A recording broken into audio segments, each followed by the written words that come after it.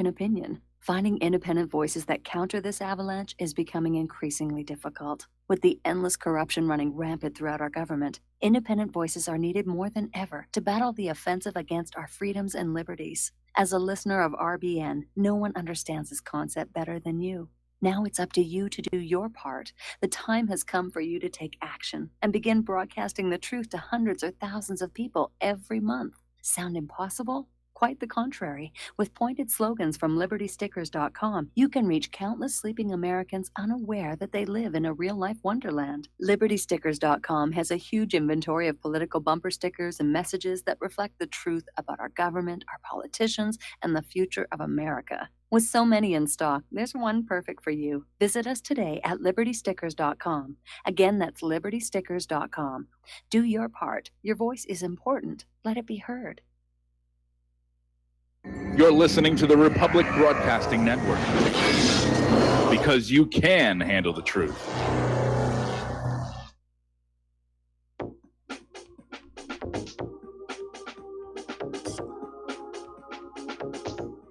What Really Happened with your host, Mike Rivero. You're listening to the Republic Broadcasting Network, where you'll find out what the Fukushima's going on. And aloha, America. Welcome to our show today. It's Friday, May 11th, 2018. Thank goodness it's Friday. Thank goodness it's Friday. Thank goodness it's Friday. We have lots to talk about today. The phone lines are open, 800-313-9443. Mike is in our control room, ready to answer the phones, put you on the air with your comments, questions, whatever you want to share with us. And of course, a reminder that the lovely Lady Claire will be with us in hour number 3 today. So let's get on into it here.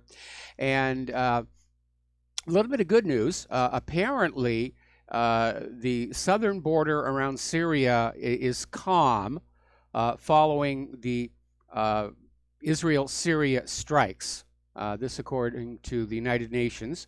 So that's a little bit of good news. But of course, we're in the skirmish phase of this next war, where you poke and you prod and you get a sense of what's really going to happen when you go in there with full-on force-on-force war here. Now, here's something really kind of interesting. The U.S. has come on out and said that Iran must continue to comply with the nuclear inspections. Now, this is after Trump basically violated the P5+1 deal, just dropped it completely. So in my opinion, Trump has got nothing to say about whether Iran continues to comply with the nuclear inspections. That's now up to Iran, France, Germany, the rest of the P4+1. When Trump walked out of that agreement, he lost any moral, ethical, or legal reasons to go on in there and make any demands at all. Of course, he seems to be operating under the might makes right way of thinking, but the bottom line is it's no longer up to the president. He doesn't really have a dog in this hunt, as it were. Now, Trump is already out there campaigning to try and sort of undo some of the public relations damage that has been done by his pulling out of the Iran deal. And he's out there saying, no, we're going to get a better deal. We're going to get a fair deal. And we're going to get access to all of the Iranian military bases to make sure they're not cheating. And he's out there saying, I want to be able to make a deal with them, a good deal for them, better for them, but we can't allow them to have nuclear weapons. Well, again, that's the big lie. Iran stopped their program to build a nuclear weapon all the way back in 2003, and the IAEA already knows about that. So Trump is out there saying we must be able to go to a site and check that site. We have to be able to go into their military bases to see whether or not they're cheating. Well, the IAEA is already doing that. Iran has not interfered with any of the IAEA inspectors. They've got cameras looking at all the nuclear facilities. Iran is saying that the inspectors don't have a right to go to military bases and just act like foreign espionage agents if the bases don't have anything to do with Iran's nuclear infrastructure, and that seems reasonable. But, you know, is Trump going to allow Iran unrestricted access to all U.S. military bases to make sure the U.S. government isn't cheating? Because the U.S. government does cheat a lot. They told us Saddam had nuclear weapons. They told us the Lusitania wasn't carrying weapons. They told us Pearl Harbor was a surprise. They told us the Maine was sunk by a Spanish mine. They told us about torpedoes in the Gulf of Tonkin. The U.S. government cheats all the time. If you want access to each other's bases, if you want reciprocity, that maybe stands a chance. But just this idea of we're exceptional and we have a right to examine all of your military bases and you don't, that's not going to fly. Iran has already said, no, the deal is broken. There's going to be no renegotiation whatsoever. And so Donald Trump has gone from being the master of the deal to the master of the no deal, or the art of the no deal. And the reasons that Trump withdrew from the deal basically were built on lies and disinformation, political propaganda, and catering to the Israel lobby, his top donors, and Benjamin Netanyahu. Now, Trump is claiming he's made America safer. That's a very dubious claim. He's brought us closer to the edge of a global war that inevitably is going to go nuclear. What Trump wants is regime change in Iran, and that's what they're trying to build toward. All right, let's take some phone calls. Mike in Chicago, aloha. Welcome to the show. What's on your mind? Hi, Mike. I found an article today that was reiterating what you were talking about, and I was talking about, I think, last week, having to do with the Harvey, Illinois. Anyway, this was Wire Points, and the article cited that there's 20 different Illinois cities that could have tax dollars, what I would like to call garnished. Okay. Yes. The comptroller has to garnish the money that comes in order to fund the pension plans that are underfunded. Okay, Mike. Anyway, Mike. Yeah. Go ahead. You told our call screener you wanted to talk about ISIS, I thought. Oh, ISIS? Oh, okay. Well, let's leave that alone. I'll tell you what they're talking about now also, and I don't know if you want me to continue, otherwise I could call back and stay on topic, but what they're also talking about now Mike, I'd like you to call back when we're talking about the economic news here and not take us off topic at this particular point. So thank you. All right, that's fine. I'll call back and we'll talk about that article later then. All right, thanks an awful lot. We're going to switch over to Steve Elkins. Aloha, Steve. Welcome to the show. What's on your mind? Well, I already figured that the United States already violated the non-nuclear proliferation agreement when they tacked in that Iran is unable or not allowed to have defense missiles, a defense missile system. So, I mean, they're just writing in new stuff all the time for this agreement. So how can you reach an agreement when you keep tacking on something new? This is ridiculous. Well, that's actually a tactic to make sure a deal is never actually made, because you'll come together, you'll make a deal, and then somebody says, oh, and one more thing. And they say, all right, okay. Right. Oh, and one more thing. And finally, the other side realizes you're not negotiating in good faith, and they walk away. And then the person who's been playing this tactic gets to say, look, they're the ones who walked away. They're the bad guys here. Now, the United States has actually been in violation of the Nuclear Non-Proliferation Treaty for basically all the way back to 1979, because under the terms of the NNPT, Iran has every right to build nuclear power plants. They have every right to non-military nuclear applications, medical isotopes, industrial destaticers, these machines that actually X-ray a building using nuclear isotopes. They're allowed all of that.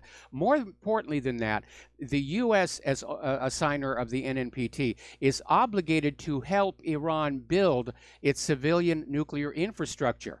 And obviously, if there had actually been a concern that Iran was going to build a bomb factory under their nuclear power station, like Israel has under Dimona, going on in and helping to pour the concrete and lay the piping and run the wiring is a perfect way to make sure it is just a power station. But the U.S. never did that.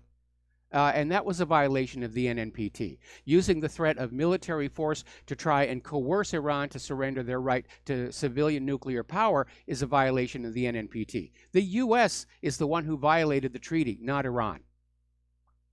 Well, they've always seemed to violate treaties. I mean, just what they did with the Native Americans. You know, they broke, how many treaties did they break there? Oh, huge amount. When they have an interest, they want something, they want it, and they'll break the agreement. And unfortunately, I think every country, I believe every country has the right to defend itself.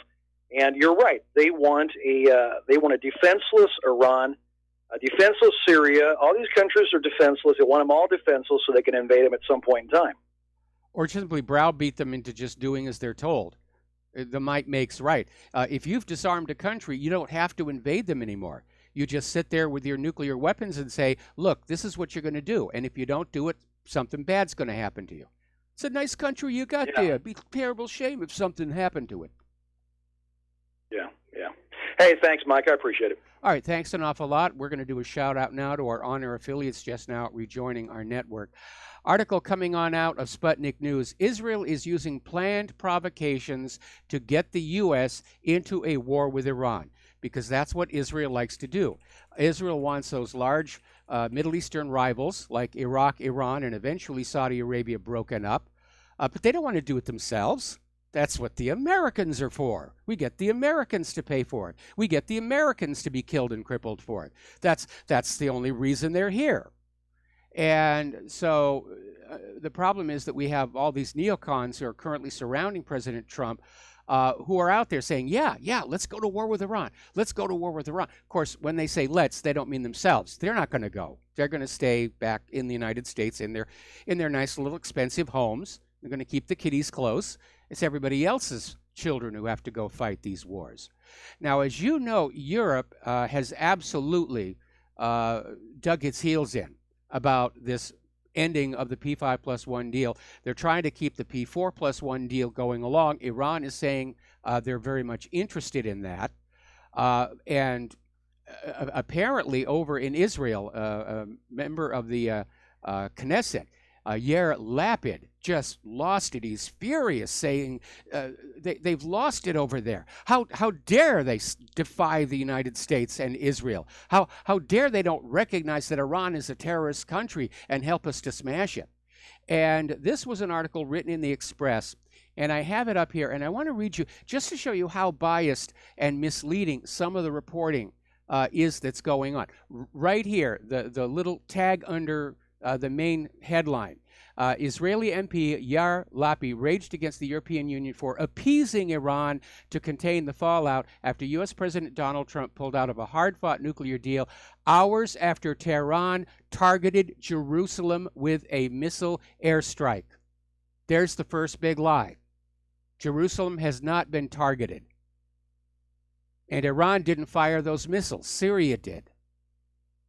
All the military action so far is taking place in the Golan, which is still legally Syrian territory, illegally occupied by Israel.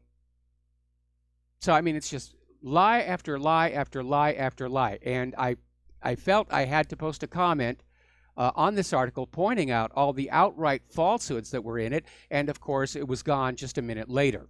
So the corporate media is still protecting its own, still protecting the lies, still protecting their image here.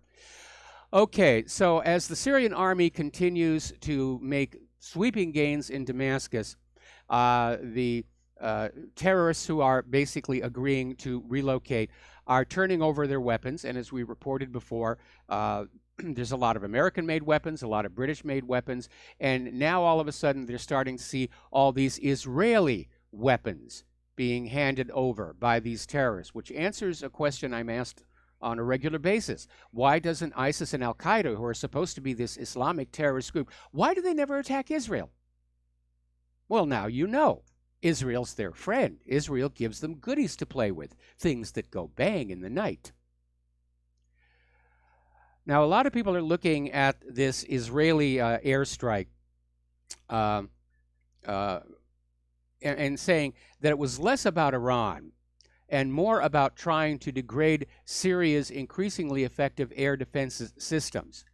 Now, we don't know how many Iranians are actually inside Syria.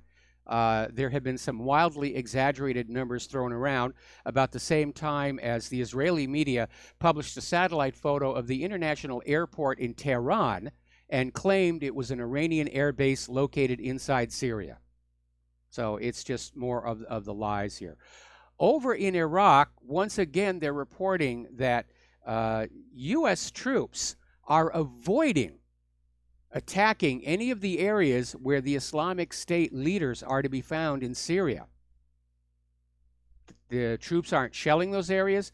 The U.S.-led coalition jets are not going near those areas. The U.S. is still protecting their little pet terrorist groups out there. Now, over in Russia, there's a member of the Council of Federation, Alexei Pushkov, and he's saying there are two places in the world where military conflict, direct military conflict between Russia and the U.S. could actually start. And he's saying that obviously that's in Syria, and it's obviously up in the Baltic region, meaning Russia, Ukraine. Apparently, Pushkov thinks that North Korea is no longer a flashpoint. But he's absolutely right. These are two places where we could get into a direct one-on-one war with Russia, and that's going to be a bad idea because inevitably it's going to go nuclear. Remember what Paul Craig Roberts said a couple of months ago, said there were actually people inside Washington, D.C. who were urging an unprovoked nuclear first strike onto Russia. Just hit them hard and smash them and get it over with. That's the kind of thinking that is pervading Washington, D.C. these days. Now, here's a very bizarre article. Pardon me. And at first, you're going to wonder if this makes any sense at all. And this is from Pravda. The headline reads, "The West worried about Russia's efforts to reduce military spending." And they basically go on in there and they point out how U.S. military spending is up to $700 billion for this year. And at the same time, the military budget of the Russian Federation has been reduced by 20% because Putin wants to spend Russia's money on Russia. So why would the West be worried about Russia spending less on their military? Well, if you're actually thinking about going to war, obviously that would be a good thing. But if your business is using the threat of Russia to get more money out of the American people for the military-industrial complex, that's a problem. Because now everybody's going to be saying, why do you need more money to go up against Russia when Russia is pulling back?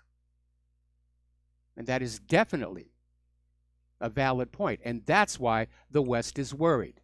The military-industrial complex, they want to scare you with that Russian boogeyman. Be afraid. There are Russians underneath your bed. There are Russians hiding in your bedroom closet. Russians are stealing socks out of your dryer. Be afraid. Give us your money and your children. We'll save you. All right, let's take a phone call. Peter in Los Angeles, aloha. Welcome to the show. What's on your mind? Michael, it's pretty clear that France and Germany and Belgium and a lot of our European historical allies thought this was a horrible idea, this getting out of the Iran deal. And the American people are in the polls, they're against it as well. And so, and you're right, Trump illegally pulled out of it. We're the ones that violated this treaty, not the Iranians. So the point that I want to make here is that why, since the American people don't want us to pull out of that deal, and our allies, our important allies at that, China and Russia don't want us to do it, but we do anyways. Why would any country, and we do it because Israel and the lobby wants us to, why would anybody bother even negotiating with Trump?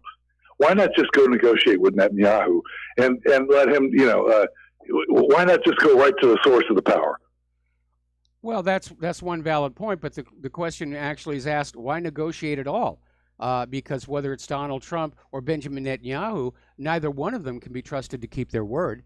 I mean, especially if you hear some of the things coming out of Israel these days about how it's okay to use these expanding bullets on unarmed Palestinian protesters because they've turned it into a war zone.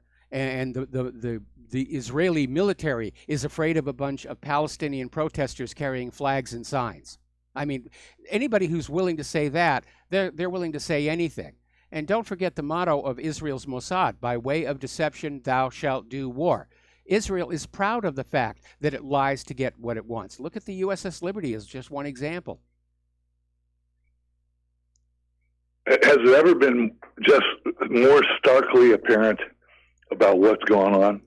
Yeah, I mean, honestly, allies of 40 years in a perfectly no violations by Iran, and everybody's saying stay in, stay in. The American people, everybody, and we go with the Jewish billionaires and the Jewish lobby, all for Israel. It's very obvious what's going on to anybody who's paying attention. We just need to get more people paying attention. Peter, stay on the line. We got to take a commercial break, and I have something I want to share with you that happened just this morning, and we'll be right back.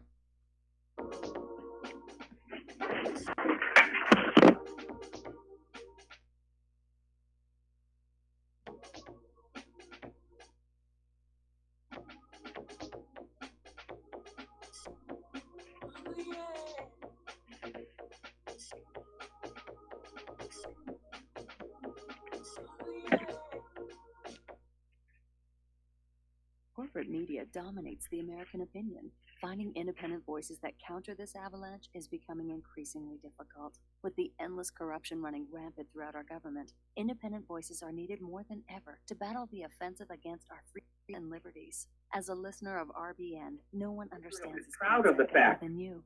Now it's up to you to do your part. The time has come for you to take action and begin broadcasting the truth to hundreds or thousands of people every month. Sound impossible? Quite the contrary. With pointed slogans from LibertyStickers.com, you can reach countless sleeping Americans unaware that they live in a real-life wonderland. LibertyStickers.com has a huge inventory of political bumper stickers and messages that reflect the truth about our government, our politicians, and the future of America. With so many in stock, there's one perfect for you. Visit us today at LibertyStickers.com. Again, that's LibertyStickers.com. Do your part. Your voice is important. Let it be heard. As a listener of RBN, you're surely concerned about being informed and being ready for whatever may come. Please consider the following questionnaire as a soul-jarring wake-up call.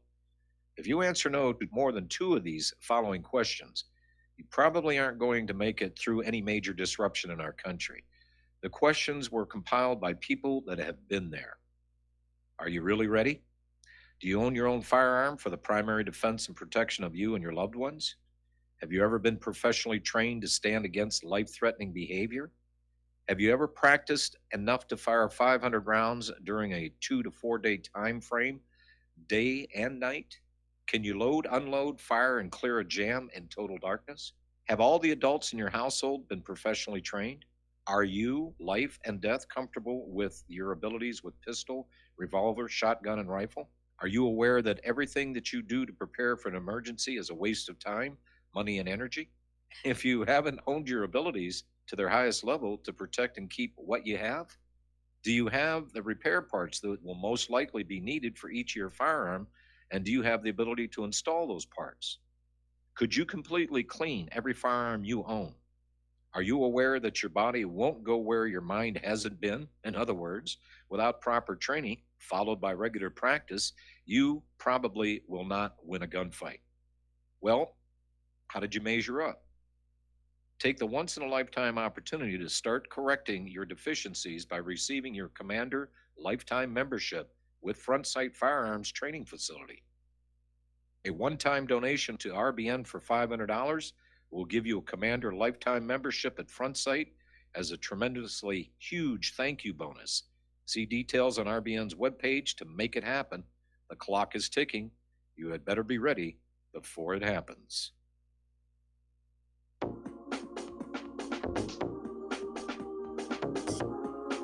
What really happened with your host, Mike Rivero. Join Mike on the air. Call toll-free 800-313-9443. 800-313-9443.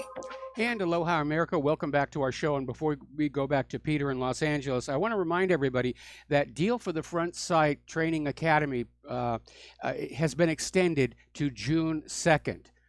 And I know our promos are saying May 5th, which has already gone by, but it has been extended to June 2nd, so you still have time to take advantage of it. And I got to be honest, if I lived on the mainland, anywhere in the West, I'd go for this deal myself. Okay. All right. Getting on back to Peter. Peter, I actually had something happen this morning that I think we all need to consider maybe a factor in why people aren't responding to what's going on. Claire and I were over at our local big box store stocking up on supplies, and we got to basically joking with the girl at the checkout about how, one end of the state was flooded, the other end of the state's on fire. We're living on the island that's a first strike target if we go to war with Russia. And she made this interesting comment about how that she had just quit paying attention. She didn't watch the TV news any longer, and she just figured whatever was going to happen was going to happen, and there was nothing she could do about it. This is a very nihilistic view of the world. And we've actually seen this before as a phenomenon coming out of depressions or great wars. And it's something that we need to keep in mind when we're talking to people. They may be tuning off the corporate media, and that's good. We have to convince them to start looking at the independent media and get them engaged, because they may choose to ignore politics, but politics will not choose to ignore them. Peter? Yeah, I think they're being intentionally conditioned to be dumbed down. If they listen to those guys, Mike, they're completely like Manchurian candidated. And if they don't listen to them, it's almost better to turn them off than to go through that. I mean, everybody knows it's futile. It doesn't matter what we think.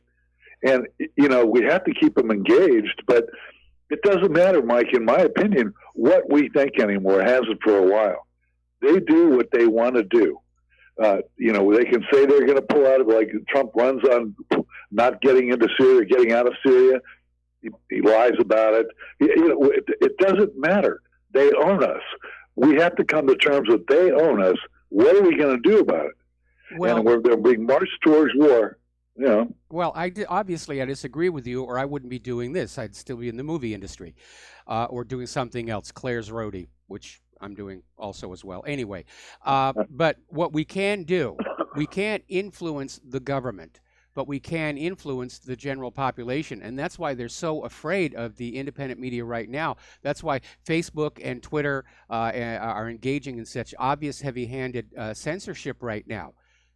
They're realizing that we have a voice and that people are listening to us. And again, go back to your original Sun Tzu. You cannot win a war unless you have an army that believes in the moral rightness of the conflict so that they will fight hard and, if necessary, die for it. You have to have a civilian population that believes in the moral rightness of the war so that they will bear the burdens that war brings even to the victorious side. And we've taken that away from the government. People who are in the military, they know these are wars of conquest. And people who are left behind, the civilians, they're tired of the war economy. They're tired of seeing their children come home in wheelchairs and metal boxes. They don't believe that these wars are right and just. The poll numbers prove it. And at some point, I'm hoping that somebody is going to say, we can't go forward with this any longer. We don't have the backing of our own people. We don't really have the enthusiastic support of our own military. And we cannot win these wars alone on our high-tech wonder weapons, because that was Adolf Hitler's major strategic mistake toward the end of World War II. Well, I agree with you, definitely. That nobody wants to be a casualty in a war. Everybody knows these are, completely a fool's errand. And all these wars we're in, that we're doing it for Israel, where there's nothing in it for the United States. There's nothing in it for the American people. Even Trump doesn't believe in it. I don't believe he would have said what he said in the campaign had he believed in it. But the Trump and the entire Congress, they're just whores. They're just whores. What we have to do is to undercut any semblance of legitimacy that they still have. That's what we can do. We can do that. We are doing that right now. And I was serious. I mean, I get all these phone calls coming on in saying, call your members of Congress and everything. That's all well and good. They're not listening. We ought to take that same energy. Stop trying to change the government. It does not want to change. And instead take all of that same energy and just turn it to everybody that you know. Ordinary people like you and I. Teachers, bakers, bricklayers, whatever. Anybody who will listen and just say, we are in serious trouble.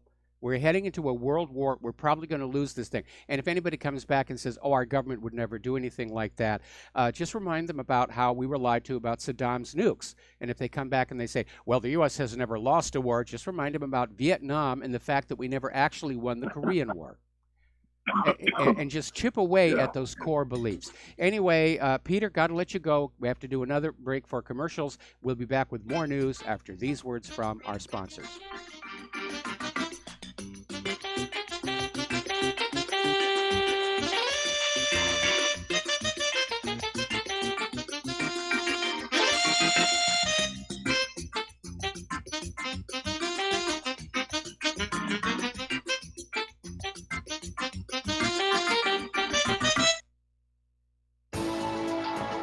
You are tuned in to the Republic Broadcasting Network. Visit our website by going to republicbroadcasting.org.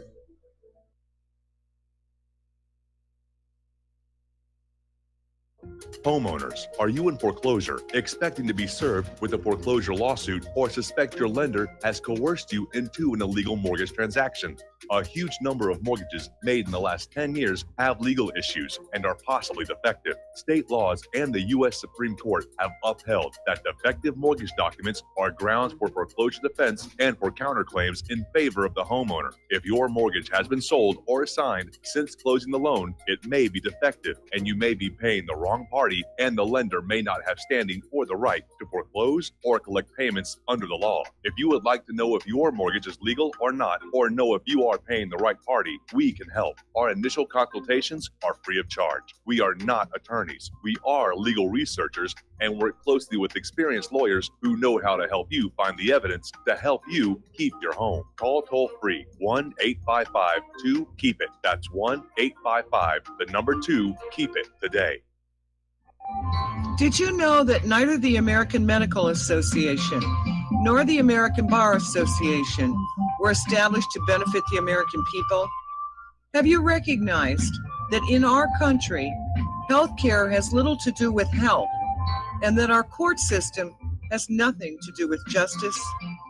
The priests of both medicine and law have been incentivized to implement a dark agenda on behalf of the Bilderbergers and their ilk. To protect ourselves and our progeny, we need to take a much closer look at how these two giant industries really work. Join me, Al Whitney, on In Defense of Humanity, Saturdays at 7 p.m. Central, as we expose the matrix and learn how not to consent to our own destruction. Without the right accessories, any guy can be off the mark. Whether you've invested thousands in your arsenal or you own a single trusted firearm, a visit to AROutfitting.com is in order. It's one of the finest online selections of tactical optics and AR parts and add-ons, like EOTech, quick target acquisition with no peripheral loss. Browse the full range of Nikon scopes and binoculars. AROutfitting.com can illuminate your world with Streamlight gun-mounted lights from keychain to large handhelds up to 1,100 lumens. Find some stability with Battenfield tactical bipods. AirOutfitting.com has CMMG gun parts, barrels, assemblies, handguards, part kits, and more, plus mag-full clips and magazines. I know I've got you excited, so take a breath. Head to AirOutfitting.com. The site's super easy to navigate and features a ton of technical info, including links to manuals. We also welcome vendor and manufacturer inquiries. Remember, if you don't see it, we can get it at AirOutfitting.com. When all this twisted steel was swept away, did these remaining holes reveal what's really happened? And aloha, America. Welcome back to the show. And you'll probably remember not too long ago when I was talking about Donald Trump, the image of him that's emerging as very weak, very easily manipulated, and particularly susceptible to flattery. And underscoring that is the announcement that Donald Trump's face will be featured on an Israeli coin marking the 70th anniversary of Israeli, well, they call it independence. It was the creation of Israel, and basically celebrating the decision to move the U.S. Embassy to Jerusalem in defiance of United Nations resolutions. So I'm sure Donald Trump is feeling very flattered. And that means Netanyahu's got more favors coming to him. Now, as you know, the tensions along the Israel-Gaza border are continuing. The violence is continuing. The corporate media is totally ignoring it. Most Western governments are refusing to comment on it anymore. But lost amid all of the noise and smoke and fire is that Hamas has offered Israel a ceasefire deal, a truce offer, to just say, let's just calm things down in place and get away from all this stuff. And Israel is simply refusing.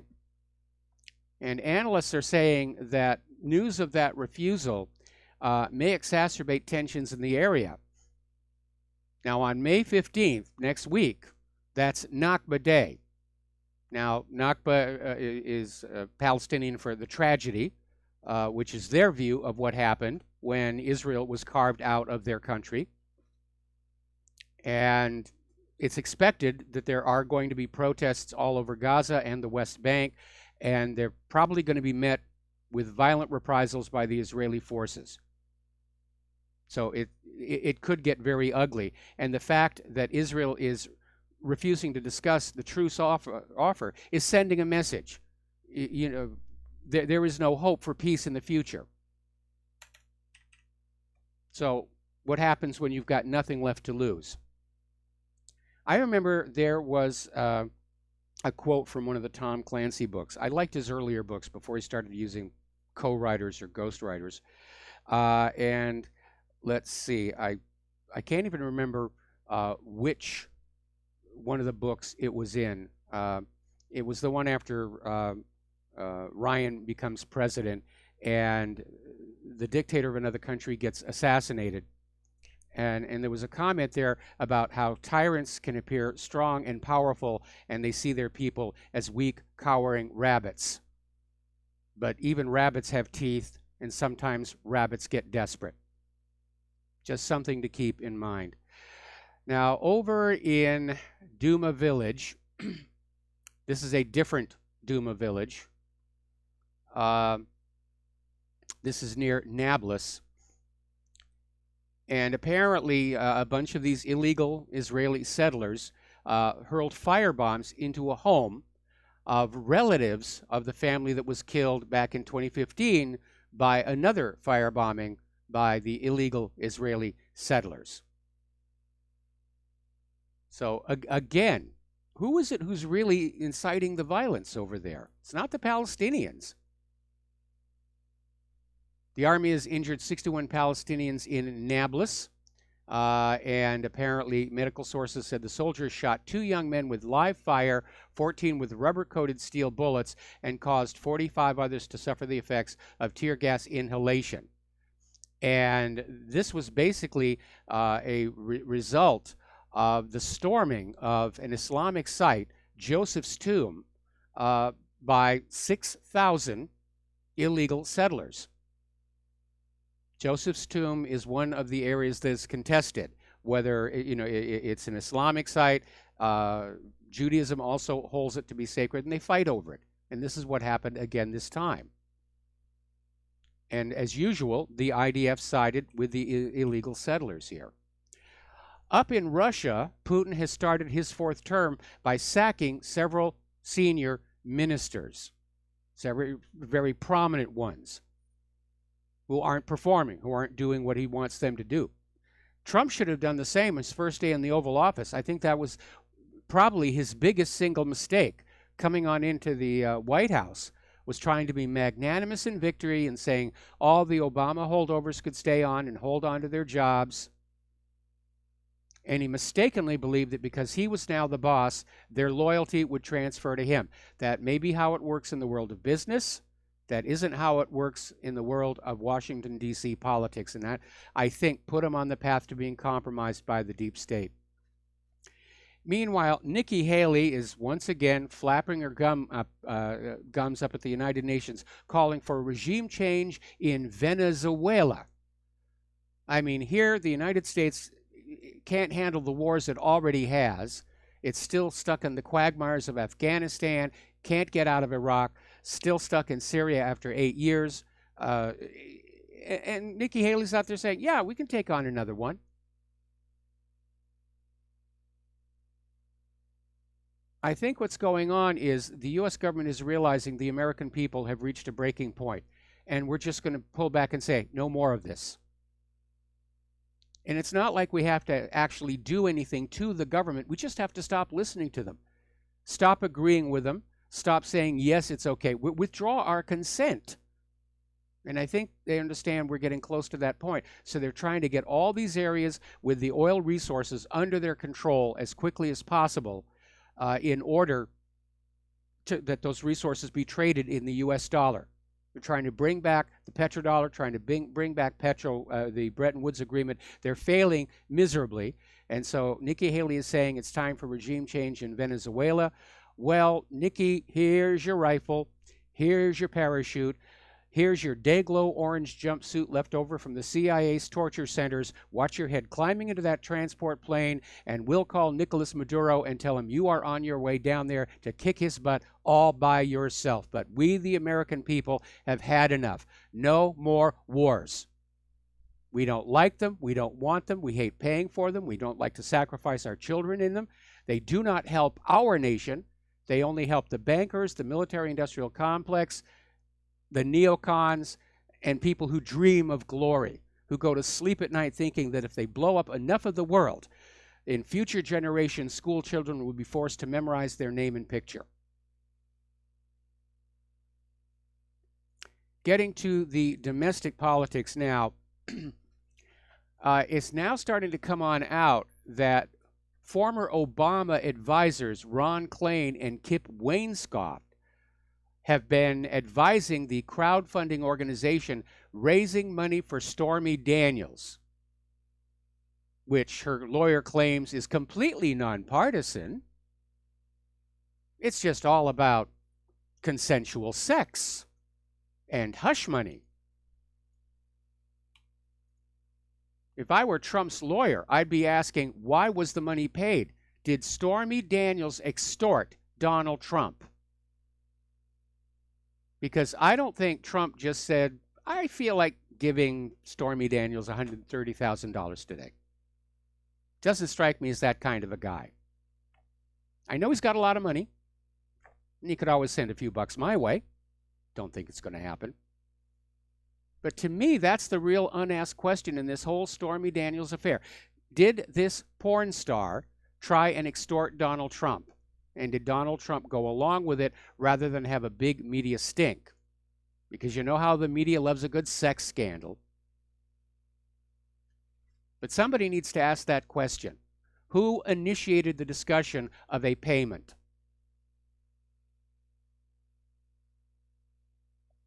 Now, as I've made abundantly obvious, I'm not sympathetic to Trump. He's been a tremendous disappointment to me. But fair is fair and just is just. And in this case, to me, it looks like Trump is the victim and Stormy Daniels is the bad guy. And not just because she's a porn star. Now, Tom Fitton over at Judicial Watch is describing there's been another miracle. It's a miracle. The FBI has found more tarmac meeting documents and will soon forward them to Judicial Watch toward the end of the month. And apparently, they're now admitting there are even more documents. Apparently, part of the problem is the Strzok page texts included mentions of documents about the tarmac meeting. That's what got Judicial Watch on the scent, as it were. Still getting stonewalling. The FBI and the Department of Justice are trying to keep a lid on whatever this scandal is, and I think I know what that scandal actually is. Now, earlier in the week, we were talking about this fight that's going on between the congressional investigators in the Department of Justice and the FBI over this FBI source who apparently provided huge amounts of information to the Mueller special counsel. And Congress wanted to know who this person was, even if it was in a closed-door meeting, and the FBI said, absolutely not, can't do it. Well, it turns out the Wall Street Journal is basically saying the FBI planted a mole inside the Trump campaign. And they think that mole may have been Stephen Halper. So there is another major scandal. The FBI spying on a presidential campaign. We are way past Watergate right now. Because, yes, you had FBI spying on the Democrats on behalf of Nixon. But Nixon's operation was just this little tiny group, the plumbers, and his insiders in the White House. This is involving the leadership of major government agencies, Department of Justice, Federal Bureau of Investigation. This is a monstrous scandal that needs to get on out. And again, I think what lies at the core of it is that Clinton Foundation, which everybody seems to be dirty about, and I think the reason they circled the wagons to protect Hillary Clinton over that email scandal is that Hillary Clinton was running an espionage operation while Secretary of State, basically a repeat of Chinagate, selling U.S. secrets to foreign interests. I mean, they were selling everything else. Look at all the uranium. And using the Clinton Foundation to collect and launder the money. It's a legitimate question to ask, and I'm going to go on asking it here. Now, we're still following up on former New York Attorney General Schneiderman, who's been accused of some rather kinky sexual goings-on. And he, of course, denied it all happened and then promptly resigned, which is sending repercussions through this little deep state committee that's been against Trump, because he was their ace in the hole, that he could bring state charges that Trump could not pardon. But apparently Michael Cohen may have info on some of these women who were victimized by Schneiderman. And apparently Attorney Pete Gleason wrote a letter to Manhattan Federal Judge Kimba Wood, who's overseeing the review of documents seized in the raid on Michael Cohen, asking her to seal any files concerning the two alleged victims. Some very bad people in political office, as it were. Now, the other day, in fact, it was just yesterday, we were talking about the new revelation that James Comey, prior to his testimony before Congress, had been told by high-ranking officials in the FBI to coordinate with Special Counsel Robert Mueller's investigation before testifying, to basically coordinate their testimony. I think the term of craft is strategize their conformity. But if you think about it a little bit, what this means is that Robert Mueller tampered with a witness. He told Comey what to say to Congress. That's witness tampering. That's a crime.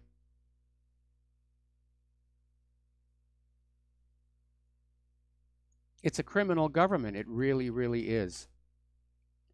Now, there's another story that's just now breaking, and apparently in the summer of 2016, Brennan, with his FBI liaison Strzok, along with the help from Kerry at State, set Russian espionage traps for minor players in the Trump campaign through cultivated intel assets. In other words, they were setting up entrapments.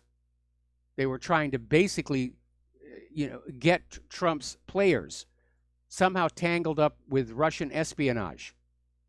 It's a frame-up. Maybe they were using honey traps or something. But again, it's all a setup. Now, over the last couple of months, we've been hearing the Democrats out there thumping their chest about their chances to retake the House in November. And Chuck Schumer, he's banking on victory in November. And he's already out there saying if Democrats win Congress, they will move to impeach President Trump. Nancy Pelosi's already out there saying that if the Democrats win the House of Representatives, they're going to raise taxes. But apparently the recent primary results have thrown the ice bucket challenge all over these Democrats. Because Tuesday night, Indiana, Ohio, North Carolina, and West Virginia held their primaries.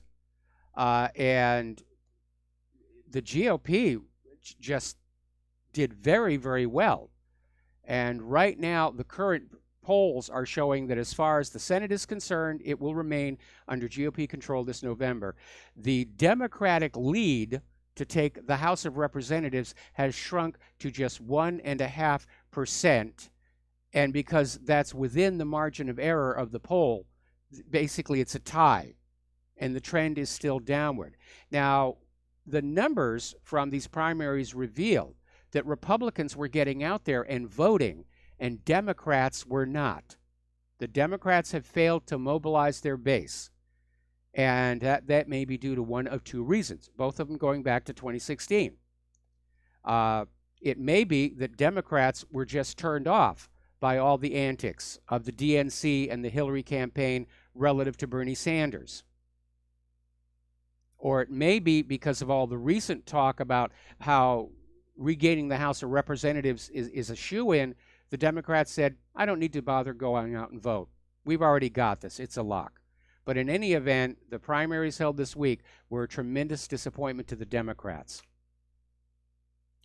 Now, Gina Haspel is expected to win confirmation. She's got enough votes to do it.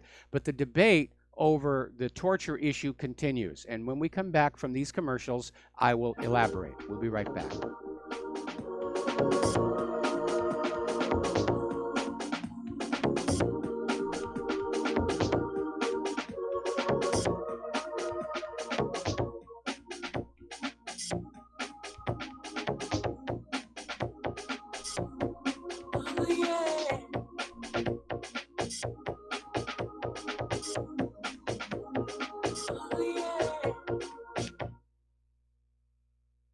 So, you love talk radio? Then you'll love TalkStreamLive.com. TalkStream Live is always on, 24/7, with the best streaming talk shows. Find your favorite talkers and discover some new ones. It's free, readily available online or on mobile with any smartphone or tablet. Finding your favorite talk shows all in one place has gotten a whole lot easier. Just go to TalkStreamLive.com. Be sure to download the free apps from Google Play or the iTunes App Store.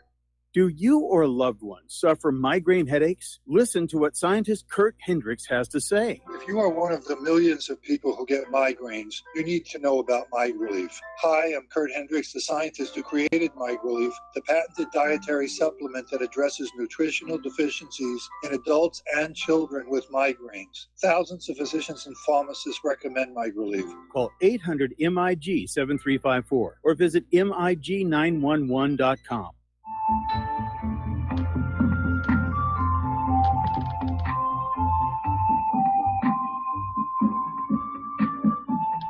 Do you know there is an ongoing war right here in America? Are you aware that U.S. citizens have been classified as enemies of the state since 1933? Have you recognized that our entire government is really a vast network of interlocking corporations engaged in commerce? Look up Title 28, Section 3002. Tune in to In Defense of Humanity on Saturday nights at 7 p.m. Central Time. Find out what's really going on and learn how to protect yourself and your family as flesh and blood men and women living in a corporate reality.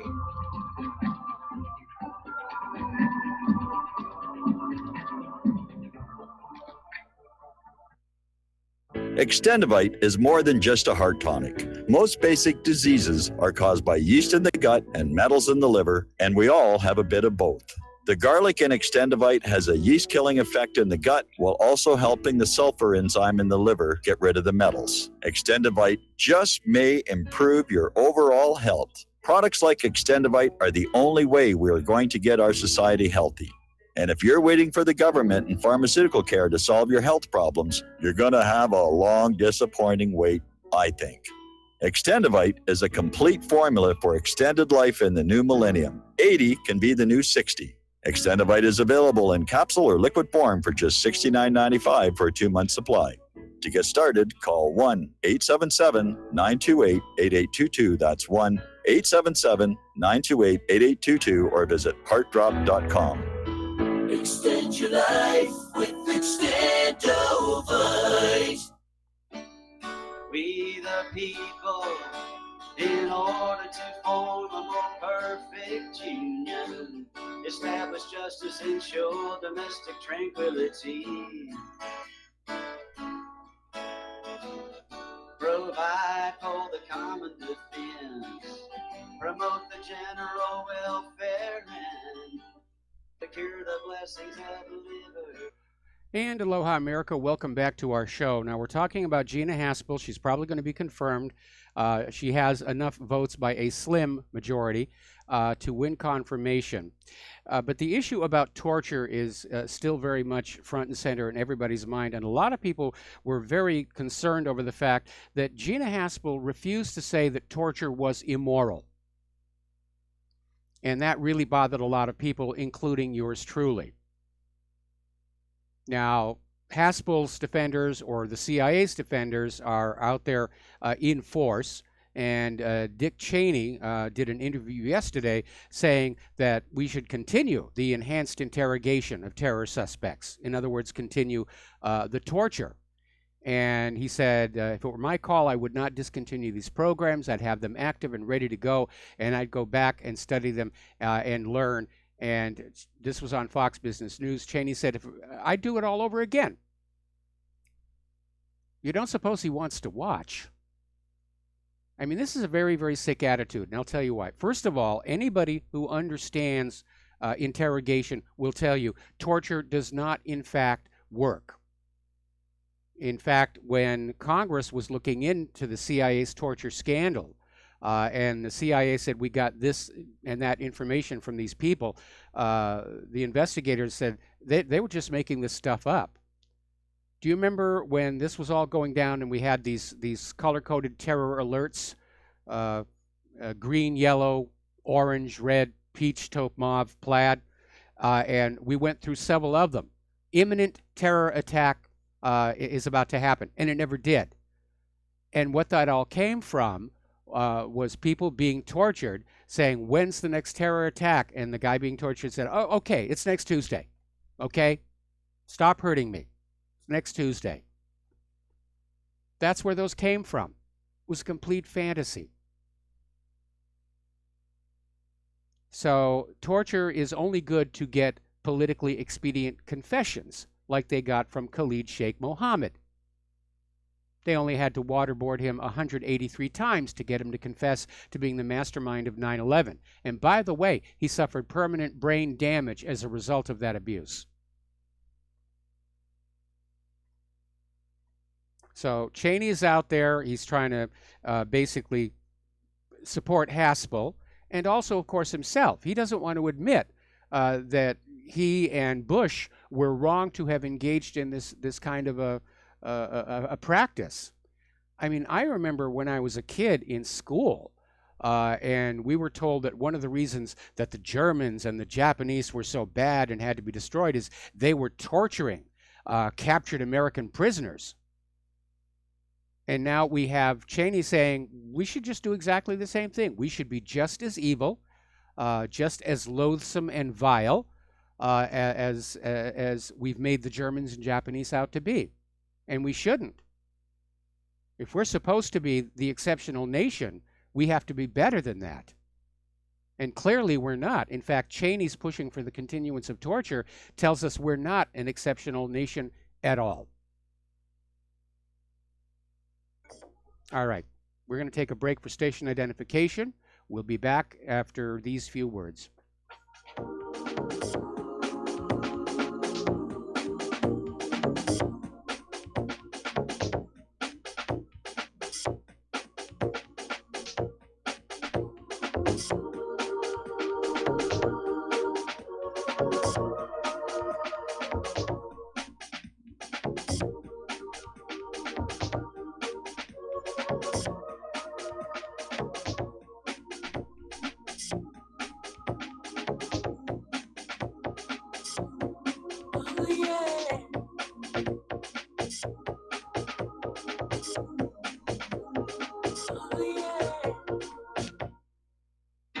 Without the right accessories, any guy can be off the mark.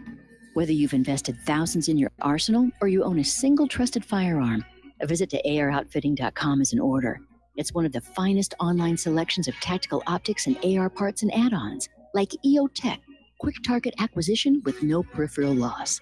Browse the full range of Nikon scopes and binoculars. AROutfitting.com can illuminate your world with Streamlight gun-mounted lights from keychain to large handhelds, up to 1,100 lumens. Find some stability with Battenfield Tactical Bipods. AirOutfitting.com has CMMG gun parts, barrels, assemblies, handguards, part kits, and more.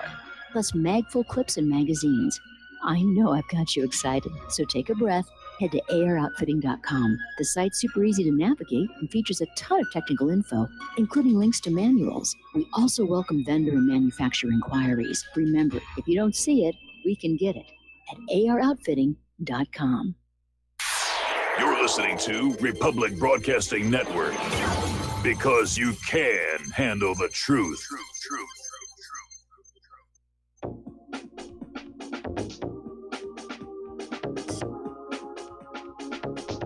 What really happened with your host, Mike Rivero? The history the government hopes you never learn. Here is your host, Michael Rivero. And aloha, America. Welcome back to our show, hour number 2. And no, I'm taking phone calls. Let's go to the phones. Jeff in Georgia. Yeah, right. Jeff's on the ban list. All right, thanks an awful lot. All right, so getting on back to domestic politics. Apparently, Maxine Waters had a bit of a meltdown on the floor of the Congress. And it was triggered off by one of the other members of Congress basically getting up, saying that we need to try and figure out what unites us rather than what divides us. This was from Pennsylvania Representative Mike Kelly. Now, as you know, the Democratic political machine basically exploits division to get votes. Whites against blacks, gays against straights, men against women, young against old, so forth and so on. They don't want a unified nation. They can't function in a unified nation. They don't have anything else to basically campaign on other than divisiveness. The feminist card, the abortion card, and on and on. We saw that all through 2016.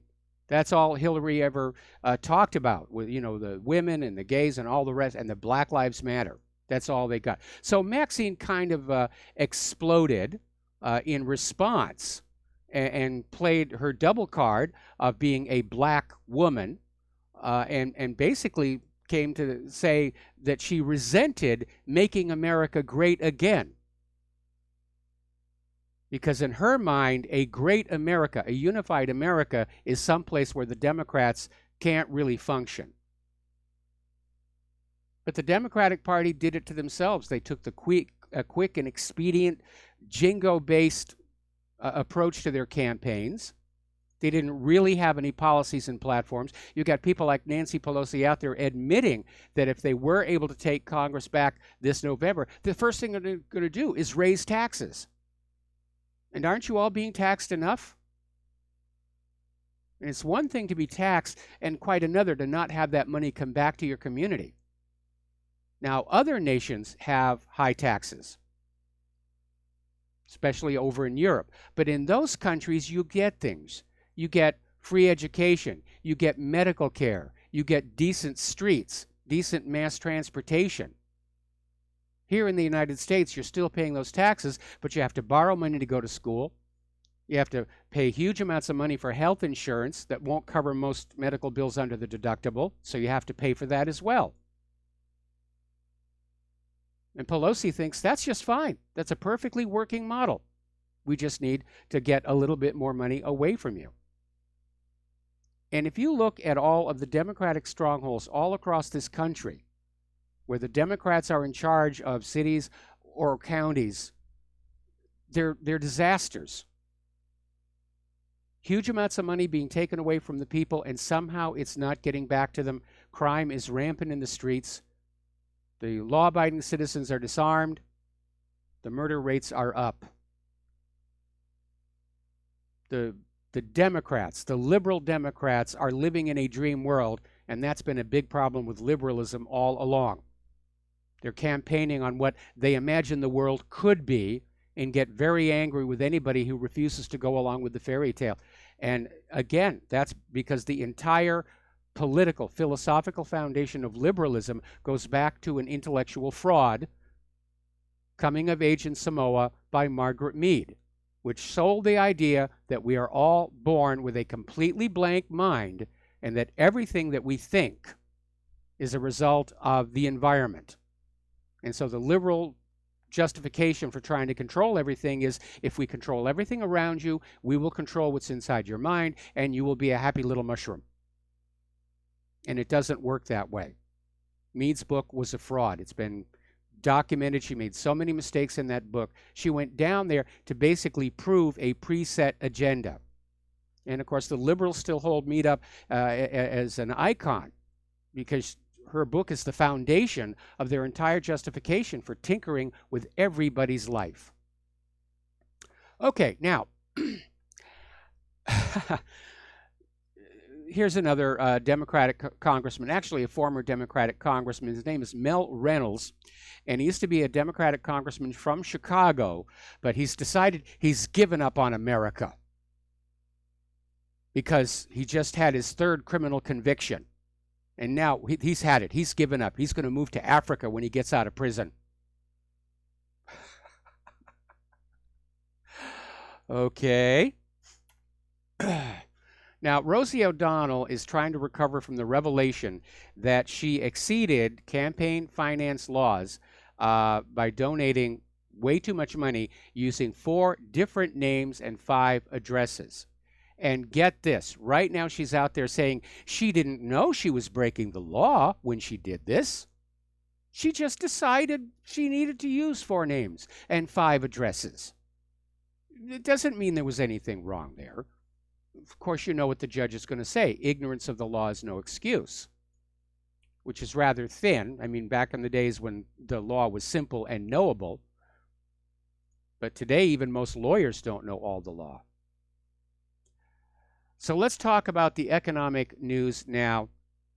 Apparently, the Fed is looking at the end of quantitative easing right as mortgage rates begin to soar. And that, to me, looks like that's a collision waiting to happen. Now, California just gave itself a $200 per year tax income increase for every new home that exists. So that's about a 2% gain on your annual property tax. And it's not going to help because taxes have gone so high in California that Californians are moving out.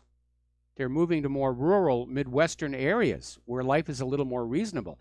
And I'm sure that the deteriorating conditions inside California from the illegal immigrant influx is contributing to that as well. Now, when Claire and I were in San Francisco, when I was working on Day After Tomorrow, it was a beautiful city.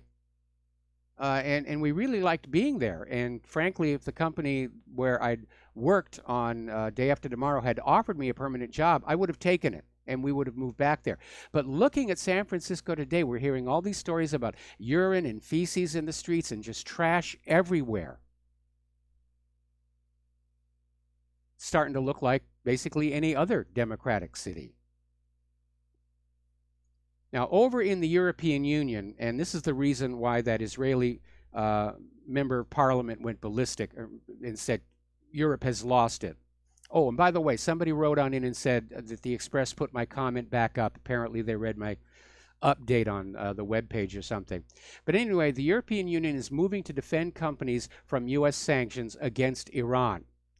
And one major argument against the U.S. withdrawal was the impact it would have on U.S. relations with the other parties to the deal, including European allies. And that's certainly true. It has driven a major wedge between Europe and the United States. And Europe is now scrambling to strike back against the U.S. Measures. And they're trying to figure out some safeguards. They're even talking about the EU passing laws basically blocking sanctions and saying they don't apply here anymore. And the only reason U.S. sanctions have any teeth is the number of countries who will go along with them. But all of a sudden, that is starting to break. They may have gone to this well a few too many times. Over in France, they're out there saying, say Bruno de Marie, are we America's vassals? And so France is now vowing to go on trading with Iran and to defy U.S. what they term economic policemen.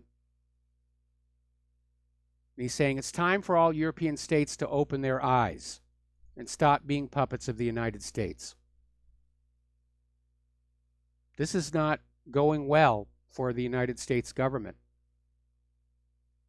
And they've been a superpower for so long, since at least since the end of the Cold War. They just got used to the idea we're running the planet. Everybody will do what we say. Well, that's rapidly falling away between our economic fragility and the demonstrated poor performance of our weaponry in Syria. More and more of the world are saying that the U.S. is a paper tiger.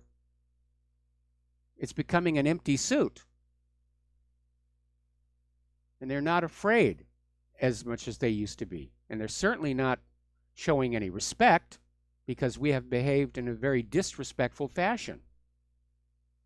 Iran is out there saying that the U.S. exit from the P5+1 deal will not impact oil exports. Well, it will in one significant way. None of that oil is coming to the United States, and you're going to feel that pain at the gas pump. Iran's going to find plenty of other customers for their oil. Certainly, it looks like they're going to go on selling to Europe, and they'll find other markets.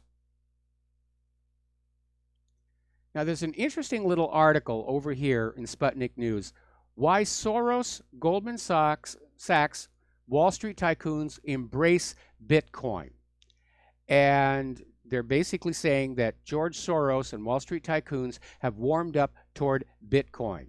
And there's a warning coming from Tom McGregor, who's a Beijing-based political analyst and Asia-Pacific commentator for China's national TV broadcaster CNTV, saying that these cryptocurrencies can be used for ill-gotten gains to the point where they pose a grave threat to national currencies.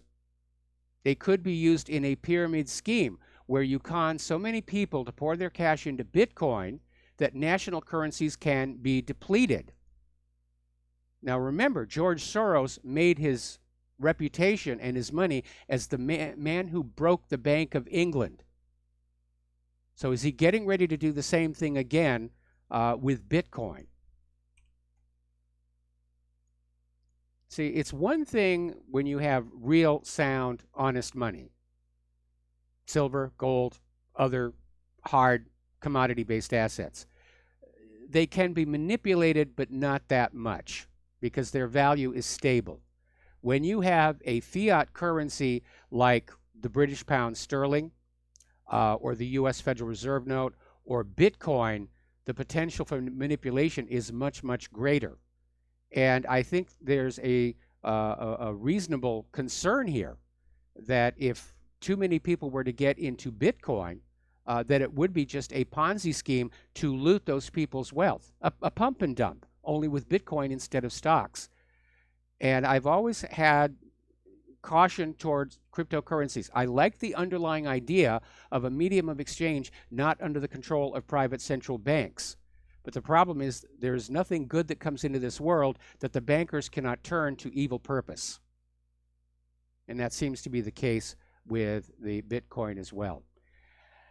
Now, the Russian ruble is being basically pulled up with the oil price rally. And so the world's biggest energy exporter, they're doing good. They have recovered from that ill-conceived oil price war that caused so much damage to Venezuela and Saudi Arabia, U.S. fracking companies. Now that oil prices are going up, Russia is doing much, much better. Here's an interesting little article that came on out commenting on the fact that both Amazon and Google seem to be going after each other's core businesses. I mean, they carved themselves out a very comfortable niche, and they're doing incredibly well. But now they're starting to get delusions of grandeur and go into the other person's business. Now, there are a lot of good reasons why they shouldn't do that.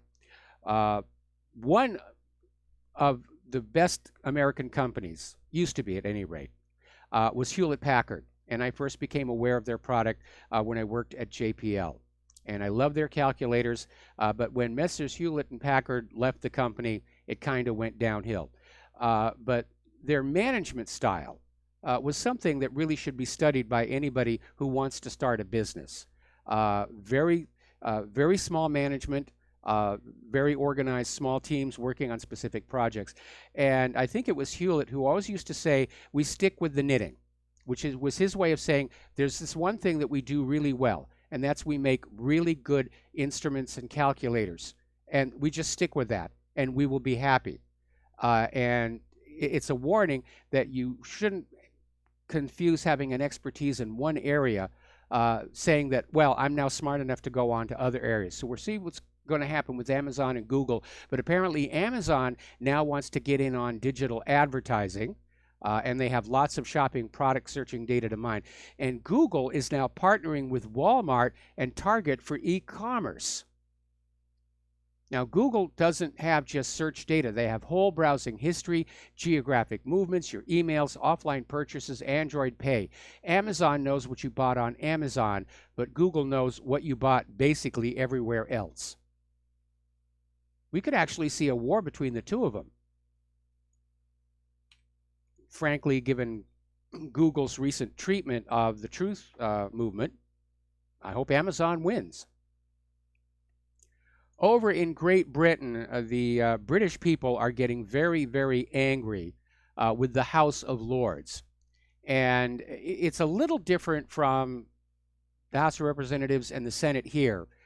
In Parliament, there's the House of Commons who are elected, and the House of Lords who just get to be there because they're rich. And the House of Lords is supposed to just monitor legislation and provide guidance, not try to run some unelected dictatorship in which they clearly do not believe that the little people are capable of thinking for themselves. And the House of Lords is trying to find a way to wreck the Brexit deal. And now it's coming on out that more than a few of the members of the House of Lords are receiving huge farming subsidies directly from the European Union. So there's a clear conflict of interest. And the British are wondering, who's keeping an eye on the House of Lords? There's a lot of tough talk going on over there about maybe it's time for the House of Lords to go away. Over in Germany, there's a tremendous outrage there. This is from Sputnik News. Millions of Germans are living in poverty while the Islamist refugees are paid thousands of euros. This is coming from the Alternative for Germany party. And they're pointing the finger of blame at Angela Merkel and her open-door migrant policy. And it's a major source of criticism for her and her government because Germany is spending generously on migrant welfare, including migrants who formerly had ties to Islamist terrorist groups. And the Alternative for Germany party is saying that more money should be allocated to take care of struggling German pensioners. And I'm fully in agreement. The priorities for Merkel should be Germany and the Germans. But she's caught up in this New World Order globalist government and dreams of the day that her rear end gets to polish the seat of that golden throne of planet Earth. Now, the Alternative for Germany party is also slamming a proposal to allow these former Daesh terrorists to bring their families into Germany as well. And I think the German people are just getting very, very upset with all of this. Now, there's a bit of a political divide that is taking place in the European Union. There are two camps. There is the integration camp, which is being championed by Emmanuel Macron. And then there is the let's not integrate any more than we have because it's already a mess camp which is actually coming from Merkel, even though she has the open border. But Germany is saying Macron's vision for more European integration just goes way, way too far, because he's talking about a European Minister for Finance, a separate Eurozone budget, and a new European Parliament that might actually have some authority as opposed to the current one. Now, Merkel might agree there is a need for a change to how the Eurozone operates, but first has to contend with the coalition government, which is not so easy to convince, because her coalition government is starting to fall apart. Macron is out there saying that without the complete integration into the United States of Europe, the EU is nearing its demise. He may actually be correct on that. We'll be right back after these words from our sponsors.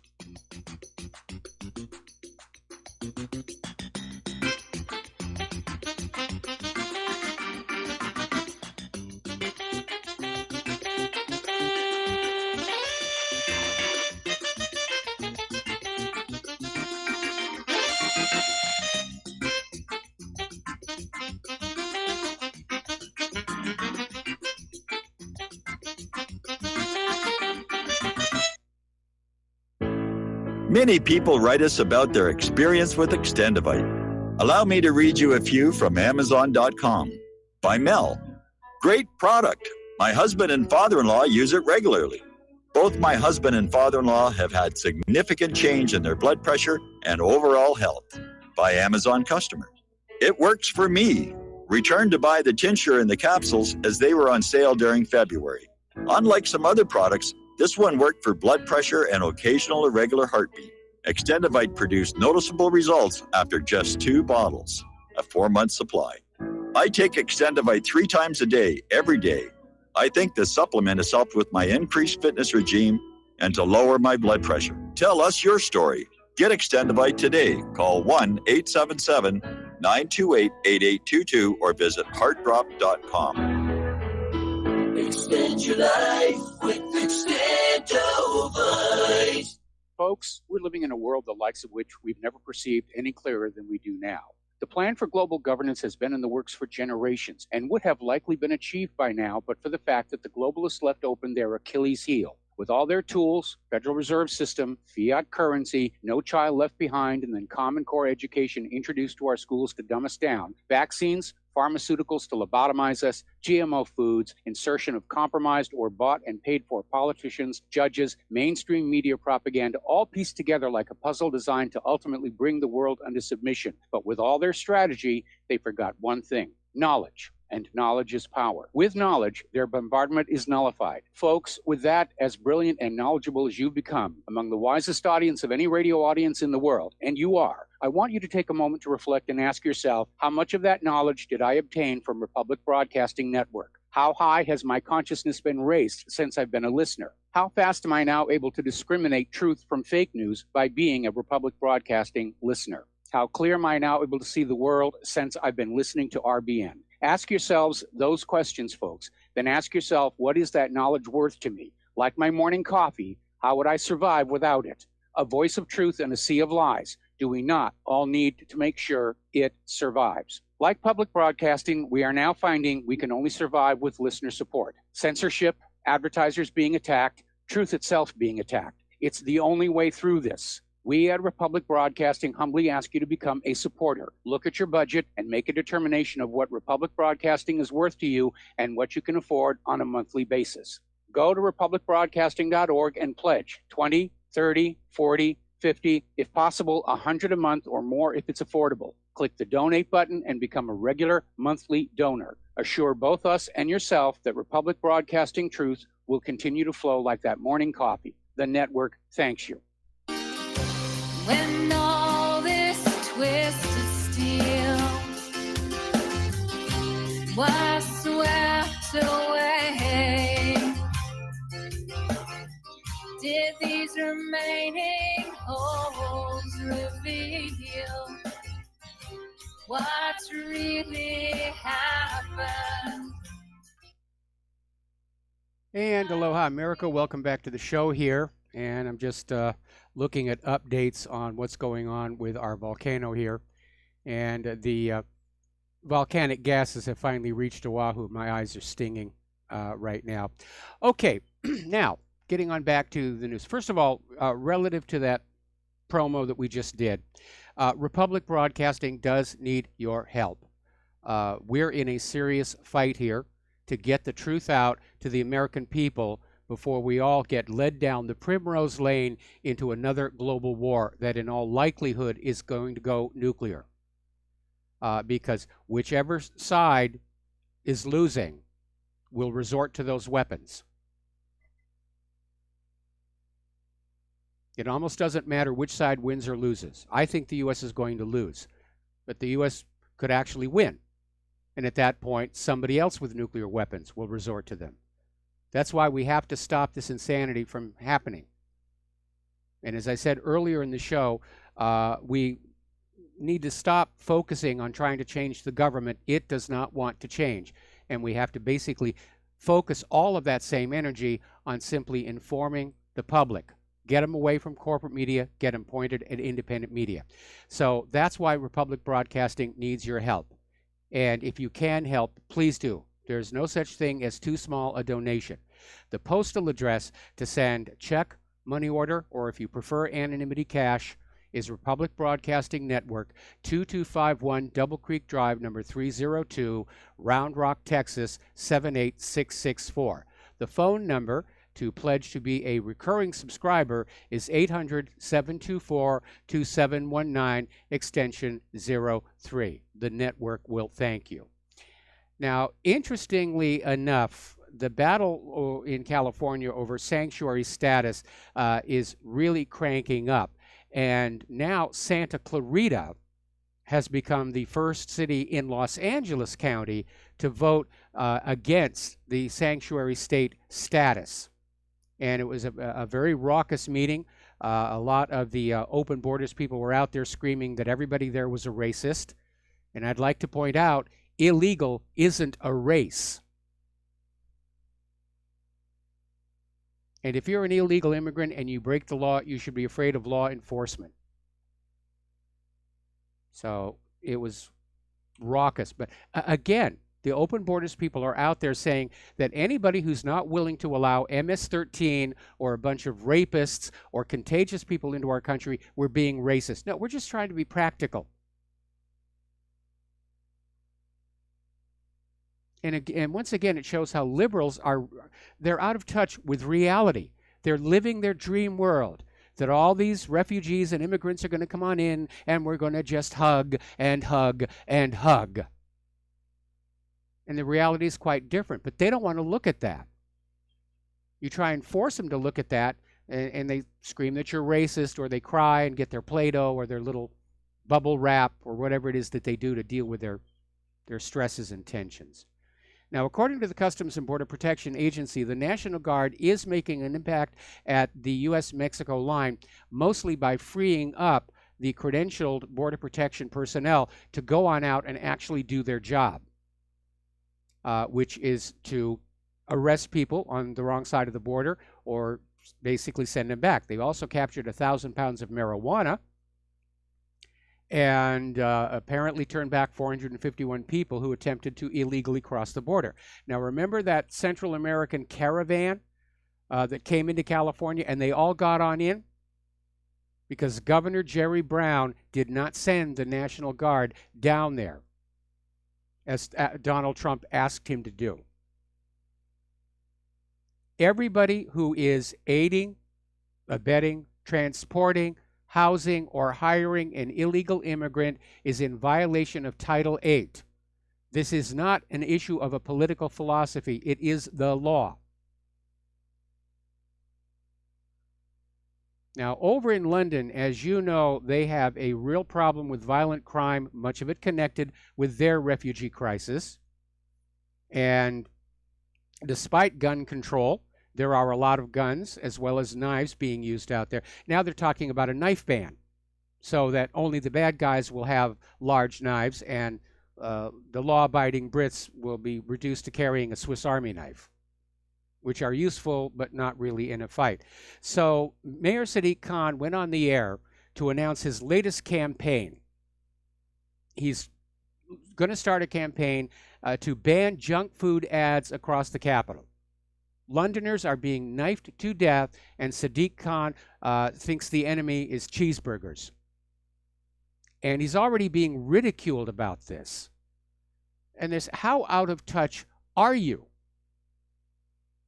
But, you know, that's something politicians will do. If there's a situation they can't solve and they can't do anything about, they'll try and change the focus. Oh, this is a crisis.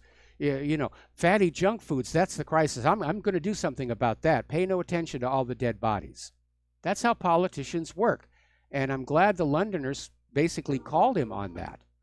Okay, we're going to take another break for commercials, and we'll be right back after these few words.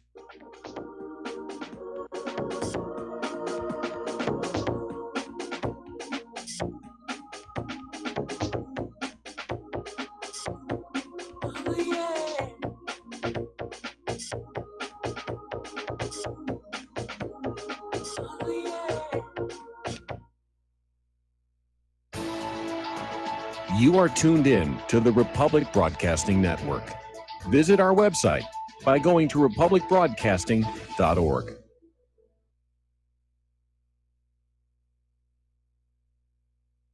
Homeowners, if your lender has gone out of business or sold your transaction to another lender or servicer, you may be the victim of a wrongful foreclosure, resulting in the loss of your home. If you've already lost your home, are in foreclosure, or even in good standing, you can challenge the mortgage transaction's illegal issue, and your property can be restored to you, and your foreclosure can be stopped or reversed, and the mortgage transaction declared unenforceable. State laws, U.S. title codes, the Uniform Commercial Codes, and U.S. Supreme Court rulings have upheld that defective mortgage documentations can reverse or stop foreclosures and enforce property title claims in favor of the homeowner.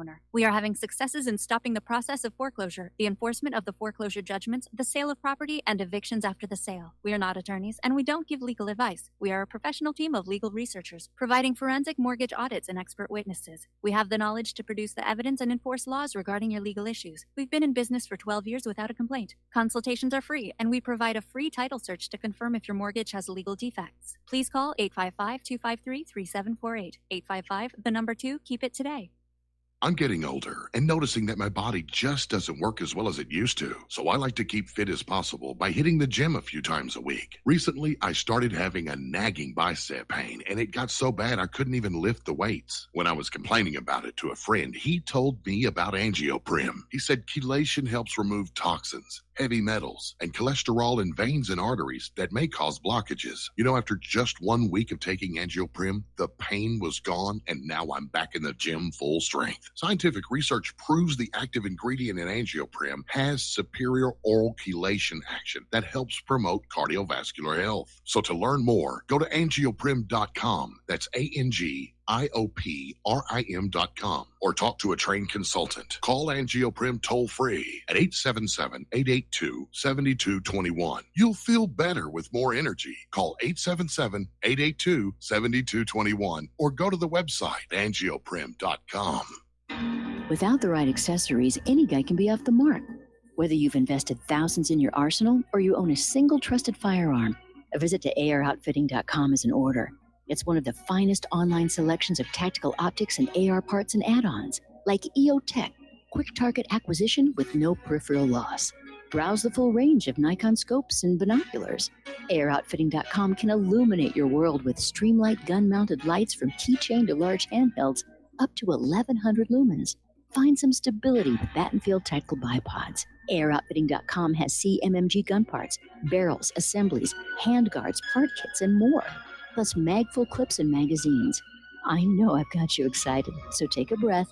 Head to AROutfitting.com. The site's super easy to navigate and features a ton of technical info, including links to manuals. We also welcome vendor and manufacturer inquiries. Remember, if you don't see it, we can get it at AROutfitting.com. Well, they're stealing down on Wall Street and in Washington, too. You know, it makes me wonder, what's a guy on Main Street to do? I've always tried to be an honest, upstanding kind of guy. And I must admit lately, I thought about giving something else a try. Oh, I want to be a pirate. I want wanna sail the seven seas, yeah, I wanna be a pirate. And aloha, America. Welcome back to our show here. And we're just finishing up on the immigration issue. Apparently, over in San Francisco, they have decided they're going to allow non-citizens to vote in the school board elections. They're just giving California away to the illegal immigrant population. They're just giving it away. California is definitely off our list. When Claire and I finally have the means to move back to the mainland, as much as we liked California when we lived there, we wouldn't go back. We wouldn't, absolutely.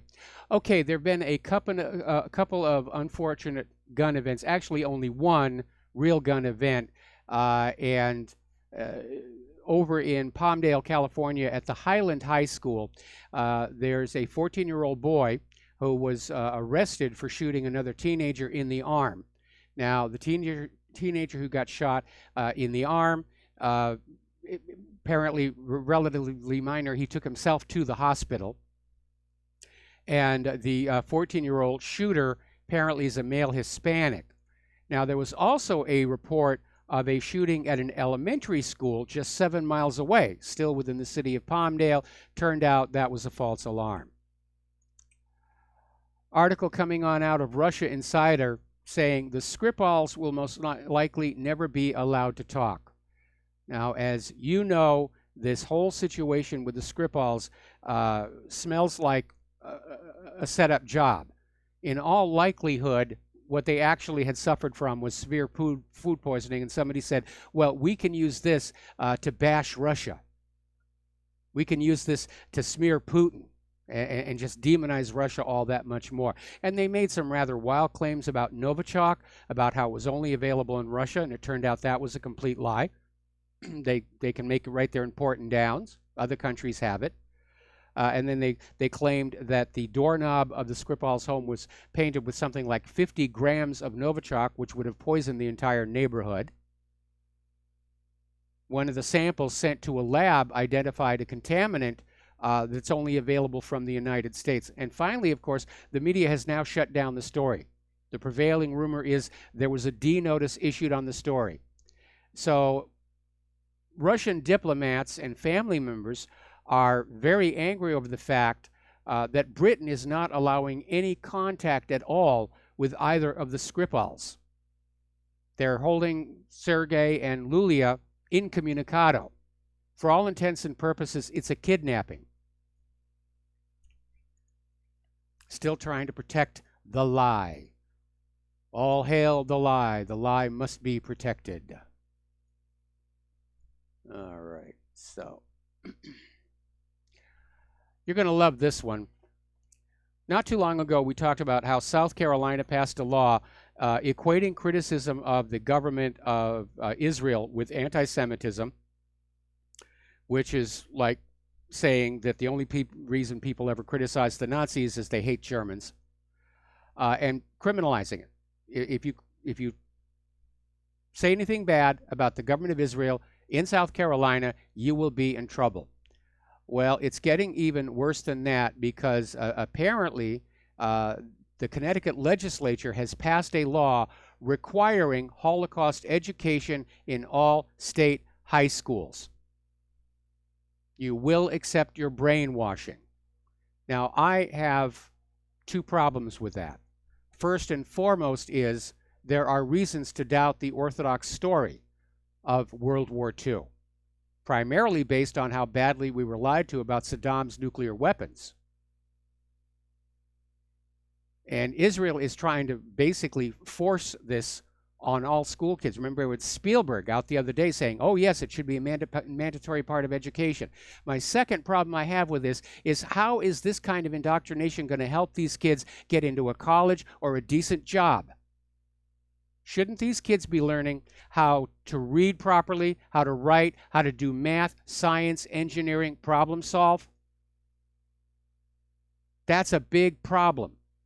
Our schools are not educating our kids. Our kids' test scores are in decline against the rest of the world.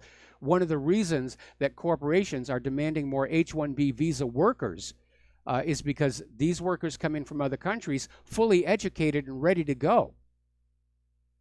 And our schools are producing graduates, if you'll pardon the term, who are not all that literate, certainly not math literate. They don't really have the skills needed for the decent jobs, and on top of which they're saddled with thousands of dollars of college loans. And by the way, the interest on those loans just went up 0.5%. So the college loan bubble just got a lot worse. But I think the people of Connecticut need to ask what the heck is going on, where the schools are just out there not educating our kids, just telling them to believe. Believe in the 6 million. Believe in the gas chambers. We don't need to show you any proof, and pay no attention to people who've got proof to the contrary. Just believe. If you're a loyal American citizen, you will just believe as we tell you to believe. That's a good little mushroom. All right, so let's talk about our local volcano, because, again, far from over. Apparently, the volume of the toxic gas coming out of the East Rift Zone on the Big Island is increasing. There are now 15 fissures. At the moment, none of them are have lava flowing. It's basically sealed over. But the tilt meters are now showing the deformation starting to increase again. And that suggests magma is moving even further to the southeast, where it may break out again.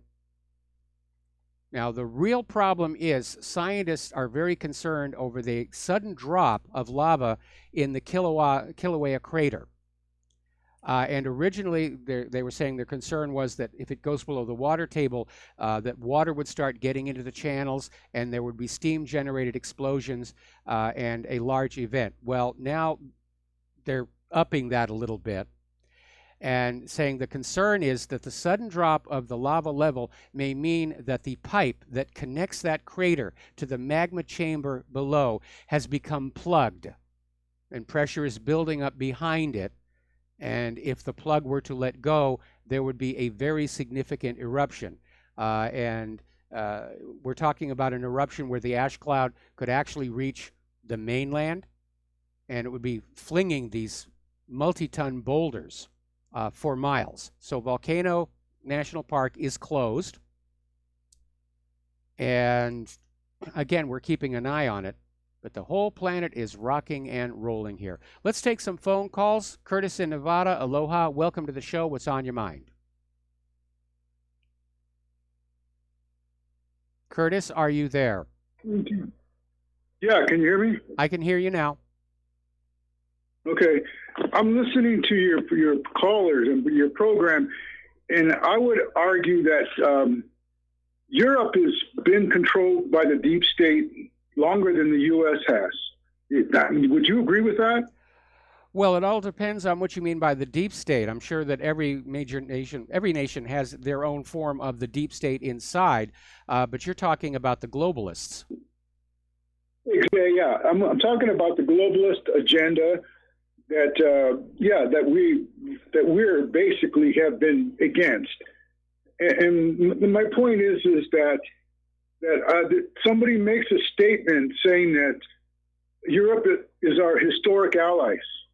Okay, now, mainstream, yeah, we've seen that. But now that we know, listening to programs like yours, that these people are controlled by the globalist agenda, and of course they're going to go against whatever, if they see we're trying to get away from that, and one of those ways is that Iran deal, then of course they're going to be against what we're doing, what Trump's doing. But I mean, if they don't understand by now that these European heads of states are not our friends, when will they ever? I mean, are they not listening to us? Are they going back to what they remember back in World War II, or from what the mainstream has always said about Europe?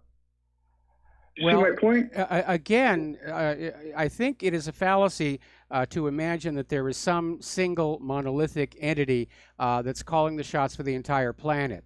What we have are competing factions, each with their own agenda, going back and forth against each other.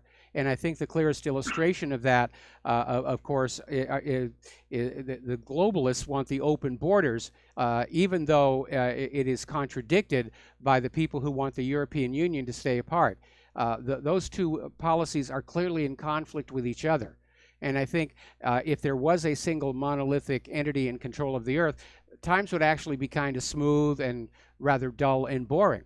The reason for all the conflict is that you have these different disparate groups with their own agendas that are now raising tensions against each other. As far as Europe, obviously Europe's been around a lot longer than the United States. And they have a lot of historical traditions that they're living with. And for that reason, I think it might be valid to say that their local deep state is probably older than our deep state. But whether they're coordinating or not, nobody really knows. But from all the turmoil I'm seeing around the globe, I'm not seeing evidence of any kind of a single global deep state at work. I'm seeing a lot of little deep states at war with each other.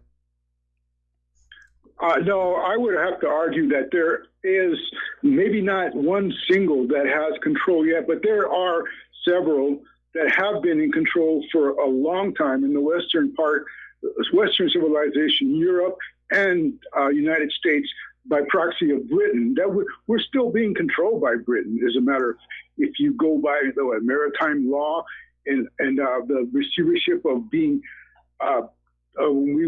Curtis, went into bankruptcy in 1933. Curtis, maritime law does not apply on the sovereign soil of the United States. Maritime law is jus gentium. It applies to all of the oceans of the world, and all nations agree to abide by it, but that's only for things that happen on the world's oceans. Maritime law does not apply on the sovereign soil. Mike, we are being controlled by you got a combination of royalty, the British royalty, you've got the Jesuit, you've got Curtis, I hate to cut you off because we're running out of time here before Claire comes on the show, but you keep coming onto the show and you make all of these statements and you have no support for them. You're just out there saying Britain's royalty controls the United States. Well, not since 1776. Well, Mike, I suggest that you do a little bit more research before you start limiting your options to what you think is going on out there. Otherwise, I have done a lot of research. Curtis, thank you. Curtis, thank you for the call. We're going to switch over to Dustin in New Jersey. Aloha, Dustin, what's on your mind? Yeah, hi, Mike. How you doing? Doing okay. I just want, Mike, with Curtis, you got competing oligarchies in the world. Yes. They agree on some stuff. They don't agree on other stuff. But your country's an empire, so, we're not the same country we used to be when George Washington, it's in really bad shape. Oh, it's in horrible shape. I mean, everything that the United States is today is the exact antithesis of what Thomas Jefferson tried to create. Basically, Curtis, it's like Al Capone.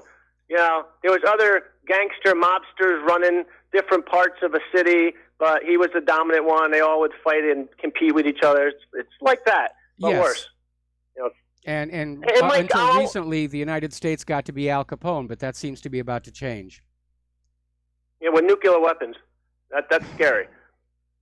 Hey, Mike, I don't know if I heard this from you, but either I heard it from you or I read it that China's banking sector is bigger than the West now. Yes. Doesn't that tell you something? That says the power has went from the West to the East. Yes. Not just the banking, the manufacturing, the high technology, and it's the world, the center of the world has shifted over toward Asia and Russia because they make things, they build things. They've got the high-speed bullet trains, and the United States just bankrupted itself building a military to win the last war. And China's watching it all go by, doing business, while as the EU is falling apart. The United States is in turmoil. It's unstable. Now we got bickering between the United States and the EU. So Iran's in good shape, Mike. they dealt with the sanctions. You know what I mean? Like, Yes. they're continue to deal with the Chinese and the Russians, and also remember they were dealing with Turkey, right? Buying oil for gold, like selling oil for gold, right? I mean, they were doing that. Yes. So, I mean, you know, they can handle the sanctions, Mike. That's not going to. I mean, short-term pain is long-term gain. You're You know, you're not absolutely gonna right stop them there. down the road, Mike. Again, you've got all these other nations that are saying that they're no longer going to just follow along U.S. sanctions like, you know, happy little sheep. That they have to look after their own economic interests. And this is a result, obviously, of the fact that by going along with U.S. sanctions over the last couple of years, they have caused their own countries significant economic damage. And their economies are now fragile. They can't allow any more sanctions-based damage to their own economies, or they're going to fall apart themselves. Yeah, it's like it's pretty. I mean, Trump made a big mistake, and it's going to come back to haunt him. And then, you know, you're France and Germany. They got to make a decision, and they got like how long? 90 days. Well, something like that. I think the decision. Actually, I think they're getting together next Tuesday to basically work out what they're going to do in the face of the U.S. sanctions against Iran. And I think what they're going to do is come on out and say we're not going to be part of it. And then, of course, the United States will sanction Europe, and Europe will say, that's okay, you don't have anything we want to buy anyway. Really, I think the fallout from this, you know, pulling out of the Iran deal and starting to fling sanctions at every corner of the world, I think it's going to have a domino effect. And we could see the sanctions be the start of the global economic collapse. And Mike, I want to do a real quick just turnaround, what has nothing to do with what's going on. If you, I know you love animation. You watch animated movies, also. Yes. You see Coco yet? No, not yet. Because of Claire's back, we can't go to movie theaters. We basically have to wait till it comes on cable. Anyway, Dustin, got to let you go. Got to take a break for commercials. We're going to come back and try and fit in another phone call before the Lady Claire shows up. So we'll be right back.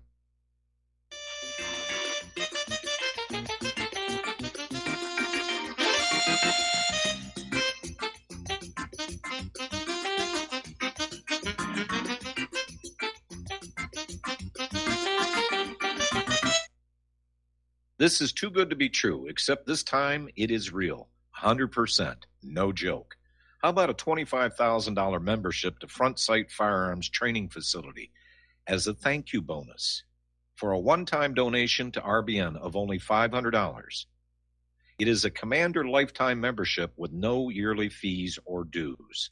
The training is free for the rest of your life with over 50 different classes. Then leave it to your designated beneficiary. You provide the approved firearm, holster, ammo, eye, and ear protection. Many features and bonuses are included, more than you would ever expect or believe. This is the ultimate graduation present, wedding gift, etc., etc. See the details. Go to RBN's webpage and frontsight.com to make it happen. May 5th is the last day you will hear this offer on this radio network. Help keep RBN alive. Tell 5.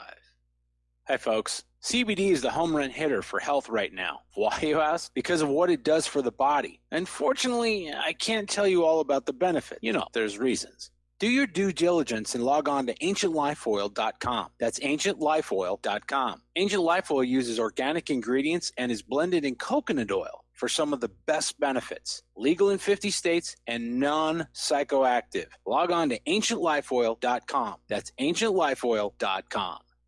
Do you worry a lot? Whether you're a college student, busy professional, parent, or grandparent, ongoing stress and elevated levels of the stress hormone cortisol can rob your memory, your health, and your future. Now you can combat the effects of stress and anxiety while improving your memory and recall at the same time with the dietary supplement Calm and Clever. Studies show that the ingredients in Calm and Clever reduce cortisol by as much as 30% in 1 to 2 weeks. Call 1-800-758-8746 or calmandclever.com.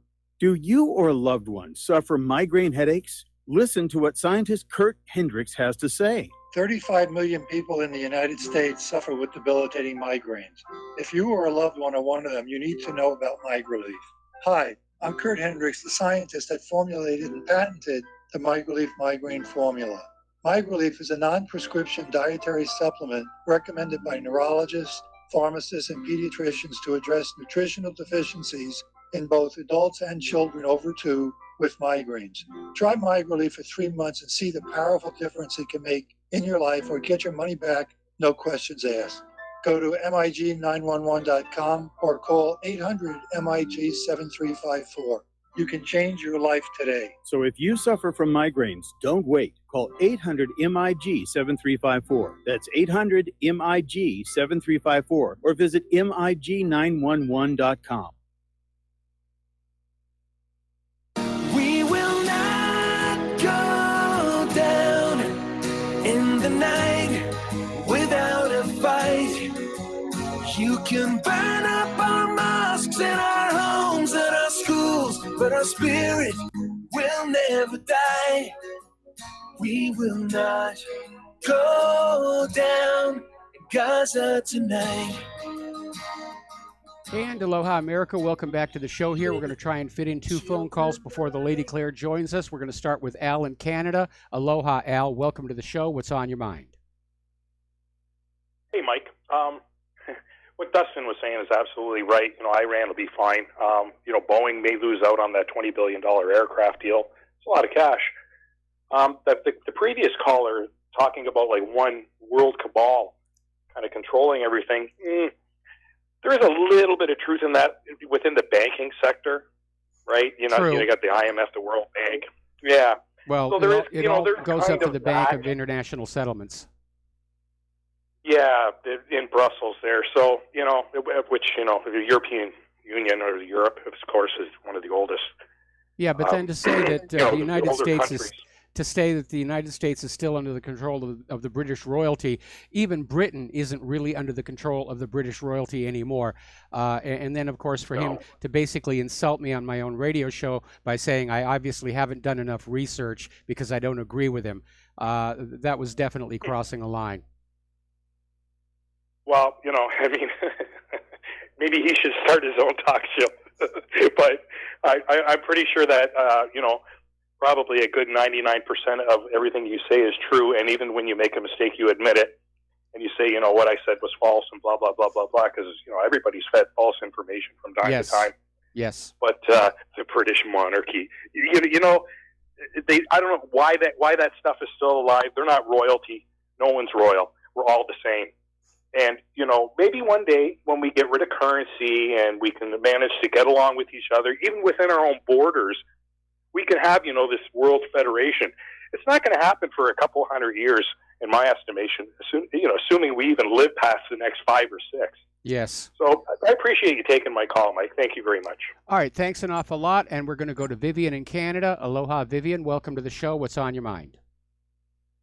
Yes. Hi, Mike. I'm sorry to be the one to say this, and I suspect others are thinking the same thing. It's already too late. By the time we become aware of the severity of the problem, it's already out of control. And if we want to see our future, I think we have to look at Palestine over the last 70 years.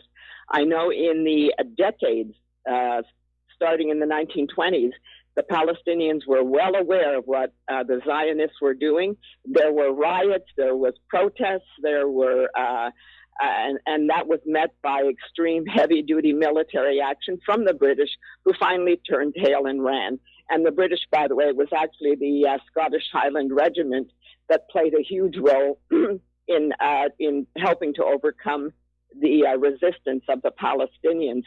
In fact, while they were making their plans, the Zionists that were in Palestine used to go up in airplanes with picnic baskets or children's baskets, and in there they had all the equipment for mapping out the territory below.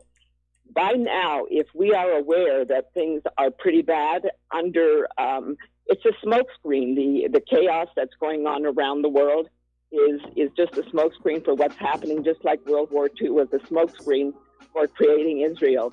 Now, well, no, I would disagree with that, but we don't have time to debate it right now. Vivian, I'm going to have to let you go. We got to take a break. We're going to close the phone lines and get ready for the lovely Lady Claire. We'll be right back.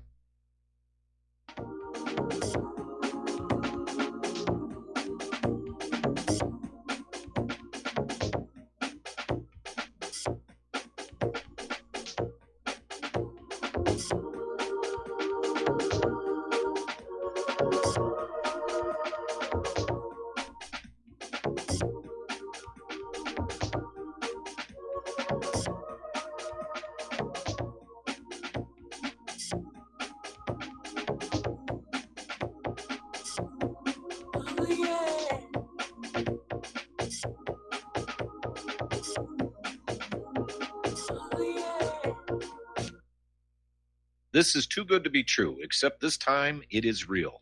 100%. No joke. How about a $25,000 membership to Front Sight Firearms Training Facility as a thank you bonus for a one-time donation to RBN of only $500? It is a Commander lifetime membership with no yearly fees or dues.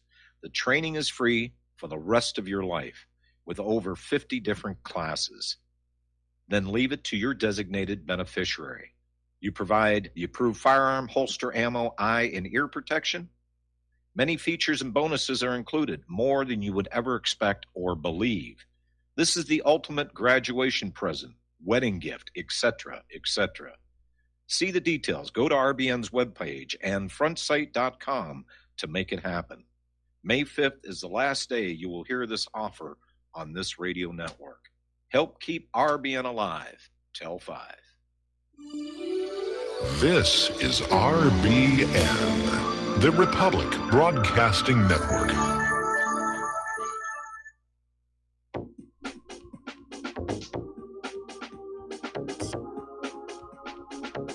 What really happened with your host, Mike Rivero, because World War III is a really bad idea. Here is your host, Michael Rivero. And aloha, America. Welcome back to our show, hour number 3. We're going to close the phone lines for a little bit while Claire gets her news out. Now, obviously, for those of you watching on YouTube, the gorgeous creature sitting over here is my lovely wife, Claire. And Claire, what do you want to talk about first? Well, the first thing I want to talk about is President Trump's trashing of the Joint Comprehensive Plan of Action with Iran. And I've got to tell you, Mike, this doesn't appear to have anything to do with nuclear weapons, missile development, or even Iran's supposed role as the world's top sponsor of terror. You know, I laugh every time I hear that phrase here when you look at all these terrorists who are surrendering in Syria armed with American, British, and Israeli weapons. Yeah, I mean, it's so hysterical. The problem with starting to laugh at this stuff is it gets very hard to stop. But what this is all about is squeezing the Iranian economy with harsh sanctions, about making the people of Iran scream economically, overthrowing the mullahs and installing the Mujahideen Khalq, MEK for short, also known as the People's Mujahideen. Now, in other words, a regime change. Yeah, exactly. Now, last year, John Bolton told a gathering of MEK supporters, the organization formerly listed as a terrorist group, it is a viable alternative to the current government in Iran. Now, that's a little hard to get your mind around. We have MEK, formerly a terrorist group until they started working for us, for working for the U.S. government, is now being groomed to be the new government of Iran. Yeah, it boggles the mind. And now that Bolton is Trump's guy, Plan B, as opposed to Plan A, bombing the heck out of Iran, can proceed. But it's a plan to not necessarily have to do war against Iran, but destroy it economically. And well, here's the issue. I mean, there's a long history of the U.S. overthrowing the government of Iran, going all the way back to 1953 and Mohammad Mossadegh. That in turn led to the Iranian Revolution of 1979, and the U.S. government, which knows how to carry a grudge, tried another regime change back in 2009 that fell flat on its face when they unveiled the flag of the new Iranian Republic, and it turned out to be the flag of the Shah. And then you had the son of the Shah went public saying that he was ready to resume the peacock throne. And at that point, the people of Iran said, we're not going to go along with this. I don't think so. Yeah. Now, here is the issue. The people of Iran are now well aware of this history. Yes. Of covert U.S. attempts to overthrow their government. And so they're going to recognize that it is happening again, and they're going to dig in their feet. And rather than the sanctions angering them against their own government, the sanctions are going to anger them against the United States and anybody connected with it, including MEK. Yes. And something very important for people to be aware of. What President Trump has done has been the placement of former CIA Director Mike Pompeo as Secretary of State, and former U.S. Ambassador to the UN John Bolton as National Security Advisor. And the two have made very clear that their preferred policy toward Iran will be regime change. And it's a policy that's actually prohibited by international law. That's too bad, because we could certainly use that here. Yeah, hello. But perhaps the most troubling development, Mike, is the apparent de facto alliance against Iran by Israel, Saudi Arabia, the UAE, and Bahrain. And Prime Minister Netanyahu's recent presentation about alleged clandestine Iranian nuclear weapons, please give me a break.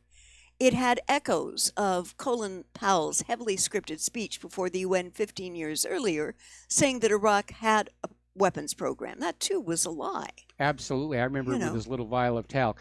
Yeah. See, the problem with the leadership of the UAE, Bahrain, Saudi Arabia, is they don't seem to be really aware of their own regional history, going back to the days of the Ottoman Empire. No. Where when the Ottoman Empire fell, the Middle East was carved up, and it was kept under control by constantly goading these various Middle Eastern nations to fight against each other, so that none could gain supremacy. And I'm sure that Saudi Arabia especially views Iran as a regional rival for economic influence, as Bahrain's probably just going along for the ride because they're locked in with the U.S. Yeah. Same with the UAE. But these nations need to understand that, it's a domino chain. Iraq was smashed, so they can't be a regional rival. Now it's Iran's turn. Does Saudi Arabia really think it's going to stop there? Or that Israel and the U.S. won't turn on Saudi Arabia and break them up to take control of their oil resources. And what is very concerning to me, just like in 2002, not a peep from Capitol Hill. Where are our alleged representatives, both in the House of Representatives and our senators? They're nowhere to be found. Oh, they're out campaigning. It's primary season. Yeah. It's primary season. They can't be bothered actually doing their job here. Of course not. Okay, we're going to do a shout out to our on-air affiliates who are just now rejoining our network. And again, we're talking about the situation in the Middle East and how short term the thinking is in nations like Saudi Arabia, who appear to be on board with this smash up of Iran, not realizing that they're probably next on the to-be-bombed list. They're on the to-do list, yeah. Yeah. And the article that I'm referring to came from Global Research. Again, I would encourage our readers and listeners to take a look at it. It's a Canadian blog outlet that is very, very sharp. And the gentleman who wrote this article, John Kirikow, the former whistleblower who got jailed for his trouble, and he's saying that he can tell us firsthand that he's seen this before. Our government is laying the groundwork for yet another war, considering how miserably we have done in Afghanistan, in Iraq, in Libya. Hello. Well, I'm the not U.S. ready government for has this. done great in Afghanistan. They've got all that oil and gas and all that opium, and who cares about what happened to the people of Afghanistan? They're just not important. And what Kirikow is telling us is, first, Trump is going to begin to shout about the threat from Iran. It's going to become a daily mantra, and he'll argue that Iran is actively hostile and poses an immediate danger to the United States. Hello. Next, Pompeo will head back to the Middle East and Europe to garner support for a military action. Then Nikki Haley at the UN will scream in front of the UN Security Council, but that the U.S. has no choice but to protect itself and its allies from Iran. And the final shoe to drop will be if another naval carrier battle group or groups are deployed to the Eastern Med, the Arabian Sea, or the Persian Gulf. There's usually one in the region, but more than one, that's going to be a provocation. Well, it's going to be a tough sell that Iran is a threat or a danger to anybody. Now, back when they were telling the lies about Iraq, obviously Iraq had recent wars, such as the one against Iran, that they could sort of capitalize on. But Iran has not initiated a war of conquest against another nation in 200 years, and certainly not since the 1979 Iranian Revolution. Yeah. And so how are they going to claim that Iran is some kind of a threat? Inevitably, it sounds like we're going to have another false flag. Yeah. And there was also an article in Global Research by Pat Buchanan who is asking the question, are Bibi and Bolton in the wheelhouse now in terms of being in control of U.S. foreign policy? And unfortunately, the answer is heck yes. I mean, the IAEA is many things, but the people who are part of it and part of the inspection team, one of the things they are not is stupid. If you read the CVs of the people who were going in and doing the inspections, you would be just bowled over by the credentials of these people. They are very serious technicians in the area of nuclear arms and nuclear weaponry.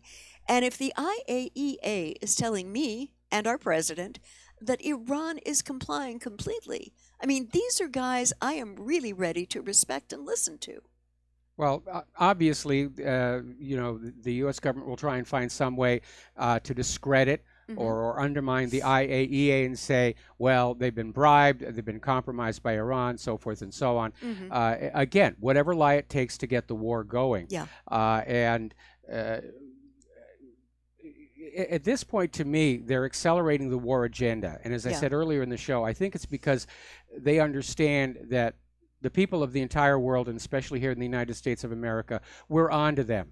We understand these are not moral, necessary wars, that Iran is not a threat to us. Iraq wasn't a threat to us. How can Iran be a threat to us? We have all these nuclear weapons. If Iran actually did anything, we would melt the country down into a giant green glowing glass parking lot and send the Marines in to paint the stripes. Yeah, and exactly. Iran knows this, and we know it. Yeah. The only way they can justify that they say Iran is a threat is to admit to the American people that America's nuclear arsenal, which costs trillions and trillions and trillions of dollars, doesn't actually work as a deterrent. Yeah. You can't have it both ways. Yeah. You can't have this immense nuclear arsenal and then claim that these other nations somehow pose a threat to the United States of America. It just doesn't work out.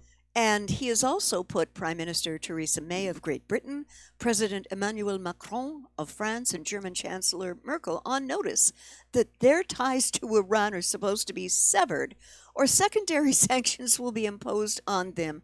Mike, this is feeling like an imperial edict. That's exactly what it is. Whoa, you know. Because that's all that Trump has got left.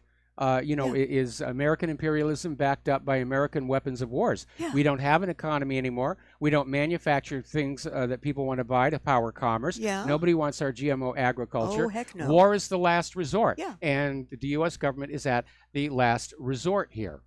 Now, driving the point home, Treasury Secretary Mnuchin ordered Airbus to cancel its $19 billion contract to sell 100 commercial planes to Iran. Well, I'm wondering, here, let me help you. Thank you. Okay. Yeah, you've got to keep this over here. All right. Okay. Yeah, I mean, it's one thing, for Mnuchin to basically go after Boeing and saying you can't sell these airplanes, and my sympathies to all those Boeing workers who are about to be laid off. Yeah. But how does Airbus, which is not a United States company, fall under the control of the U.S. Treasury and be told that they have to give up billions and billions of dollars in business? Again, this is the U.S. throwing its weight around, saying whoever we sanction, you will sanction. But now we're seeing a pushback. Because all these countries that have gone along with previous U.S. sanctions suffered for it, suffered greatly for it, and their economies are too fragile to go along with this anymore. Yeah. And in writing this article, Buchanan said, who is cheering Trump's trashing of the treaty? All the neocons, the royals of the Gulf, Bibi Netanyahu, and the Islamic Revolutionary Guard Corps. The IRGC has warned Iranians that the Americans were duplicitous and could not be trusted. Well, we've been warning that of the same thing for a long time. And when Trump finished speaking, Bibi Netanyahu immediately launched strikes on Iranian bases in Syria and flew to Moscow to persuade Vladimir Putin not to give the Iranians any air defense against Israeli attacks. That went over like a lead balloon. It's a little too late. Yeah. Russia's already provided this material Yeah. to Syria, and Mhm. apparently it was very effective. Mhm. And the purpose of that attack was less about the Iranians and more about trying to destroy Syria's air defense capability. Right. The Iranians were just a smokescreen. Yeah. Before we get into this, though, we have a caller waiting on the line. Okay. Dan in Hawaii. Aloha, brah. What's up? Hey, Dan. He can't see you through that. Hi, Claire. Yeah. Hi, Mike. Hi, how you doing? Good. How you doing? We're doing fine. You know, I'm former Navy subs. I've been thinking about a possible scenario for several months now. It's pretty much in line with what Claire was just saying. Mm-hmm. But I think what we got to watch for, which will put us right on the edge, if these two battle flotillas get together, and or simply a missile's used. If we lose a naval vessel, a man of war, Mm-hmm. then we're right on the edge. That's Yes. when I see it. That's your cherry on top. Oh, The boy. Navy will do backflips. if that Well, happens. I think we're either Russia or Syria using the new hypersonic missiles able to target a large ship like a carrier. I think the result would be the complete demoralization of the Navy from that incident. If you go back to the incident with the USS Donald Cook in the Black Sea, they were up there strutting around with their Aegis arrogance, and this Russian electronic warfare aircraft flew 12 simulated attack runs against the ship, and in all 12 of the runs, the ship just shut down. All of the electronics quit working, Yeah. and apparently it so badly demoralized the crew, most of them had to be replaced. Yeah, and if we see that happen, as far as my way of thinking, Mm-hmm. is that it's time to look after yourself, all hands for themselves. Yes, I understand what you're saying. Yeah. All righty. Thank you, Mike. Mahalo. Thank you very much. And by the way, what part of Hawaii are you in? Puna on the Big Island. Oh, you're right down there amid all the action, then, aren't you? Oh dear. About a mile and a half. Oh. Well, keep your head down. keep your head I'm down. trying. All right. All right. Stay safe. Mhm. All right. Thanks a lot. Bye, Claire. Bye. Speaking of the Big Island, now we've got a situation where we've got toxic gas, massive explosion fears, which are getting escalated because lava is getting near a Hawaii power plant out there. Yes, And the destruction's already bad, but now the lava is closing in on a geothermal power plant, prompting a frantic scramble to move tens of thousands of gallons of highly flammable chemicals. And Hawaii Governor David Ige has revealed that an emergency task force is removing a large amount of pentane from the Puna Geothermal Venture Plant after a new fissure opened up approximately half a mile away from the facility on Wednesday. That's right where that last caller is. Oh. If that pentane goes up, he's going to be in trouble. Oh boy. Mike, can you talk to me about the chemical composition of pentane? What it is? Well, it's a hydrocarbon. Okay. And it's, again, carbon ring of 5 carbons with 5 hydrogen atoms on the outside. Okay. And it's basically, it's a fuel source. Yeah. And I'm not sure why they have it at a geothermal plant, but apparently they do have quite a bit of it. Yeah. And they are trying to get it out of there. Mhm. Thankfully, at the moment, the lava has stopped moving. I think it's covered something like 200 acres so far. Yeah.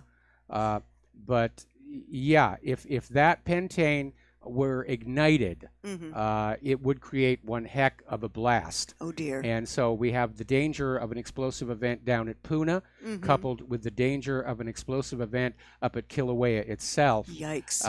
And so this is definitely bad. The last time we had a major explosive event in Kilauea Crater was like over 100 years ago. Wow. And so this isn't over, and hopefully somebody will calm Madame Pele down. What is it, gin? She likes gin? Yes, I think it's gin is the offering when of you choice. go down to the volcano, you take a small bottle of gin, you pour it into the cracks of the volcano, and that's supposed to mellow Pele right on out. Yeah. I'd like to go over to another article again from Global Research that I found very enlightening. And the title of the article is Putting the Deep State First, Donald Trump Style. And this postulates that his missile rattling is nothing more than helping Bibi Netanyahu keep his coalition of right-wing religious and settler parties together. And this is by David Stockman and cross-posted from Contra Corner. At his so-called cabinet meeting this morning, the Donald basically threatened Iran with annihilation if it does what 15 other signatories to the Nuclear Non-Proliferation Treaty do every day, namely increase the production of industrial-grade nuclear fuel 3.5 to 5.0 purity at its enrichment plant in Natanz, which in any event is crawling with IAEA inspectors. And the article goes on to state, moreover, it doesn't really matter whether Trump was play acting in the style of the art of the deal or that the JPOC could be improved. Well, And it's the art of the no deal here. Yeah. And I want to insert a comment. Actually, we got to take a commercial break. all right. So we'll be back in a few minutes. And I have a comment about enrichment. There's some misconceptions out there about it. We'll Okay. be right back.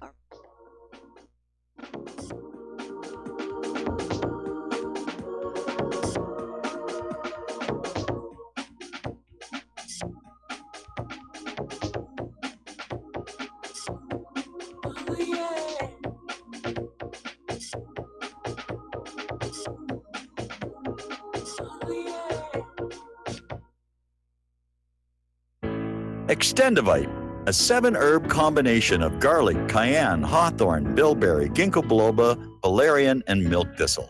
Extendivite is designed to strengthen the heart and arteries and help the body heal itself. Doctors are not able to explain the improvements they are seeing in their patients' health who are taking Extendivite. People who once needed more pills are now taking less and getting better. Due to the unexplainable improvements in their patients' health, more doctors are calling to order Extendivite for themselves. Help Extendivite make your doctor a believer. Extendivite is available in capsule or liquid form for just $69.95 for a 2-month supply. To get started, call 1-877-928-8822. That's 1-877-928-8822 or visit heartdrop.com. Extend your life with Extendovite. As a listener of RBN, you're surely concerned about being informed and being ready for whatever may come. Please consider the following questionnaire as a soul-jarring wake-up call. If you answer no to more than 2 of these following questions, you probably aren't going to make it through any major disruption in our country. The questions were compiled by people that have been there. Are you really ready? Do you own your own firearm for the primary defense and protection of you and your loved ones? Have you ever been professionally trained to stand against life-threatening behavior? Have you ever practiced enough to fire 500 rounds during a 2 to 4 day time frame, day and night? Can you load, unload, fire, and clear a jam in total darkness? Have all the adults in your household been professionally trained? Are you, life and death, comfortable with your abilities with pistol, revolver, shotgun, and rifle? Are you aware that everything that you do to prepare for an emergency is a waste of time, money, and energy? If you haven't honed your abilities to their highest level to protect and keep what you have, do you have the repair parts that will most likely be needed for each of your firearm, and do you have the ability to install those parts? Could you completely clean every firearm you own? Are you aware that your body won't go where your mind hasn't been? In other words, without proper training, followed by regular practice, you probably will not win a gunfight. Well, how did you measure up? Take the once-in-a-lifetime opportunity to start correcting your deficiencies by receiving your Commander Lifetime Membership with Front Sight Firearms Training Facility. A one-time donation to RBN for $500 will give you a Commander Lifetime Membership at Front Sight as a tremendously huge thank you bonus. See details on RBN's webpage to make it happen. The clock is ticking. You had better be ready before it happens.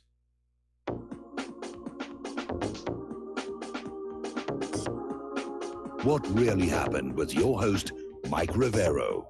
Join Mike on the air. Call toll-free 800-313-9443. 800-313-9443. And Aloha America, welcome back to the show. And a quick reminder that the Frontside Academy promotion has been extended to June 2nd.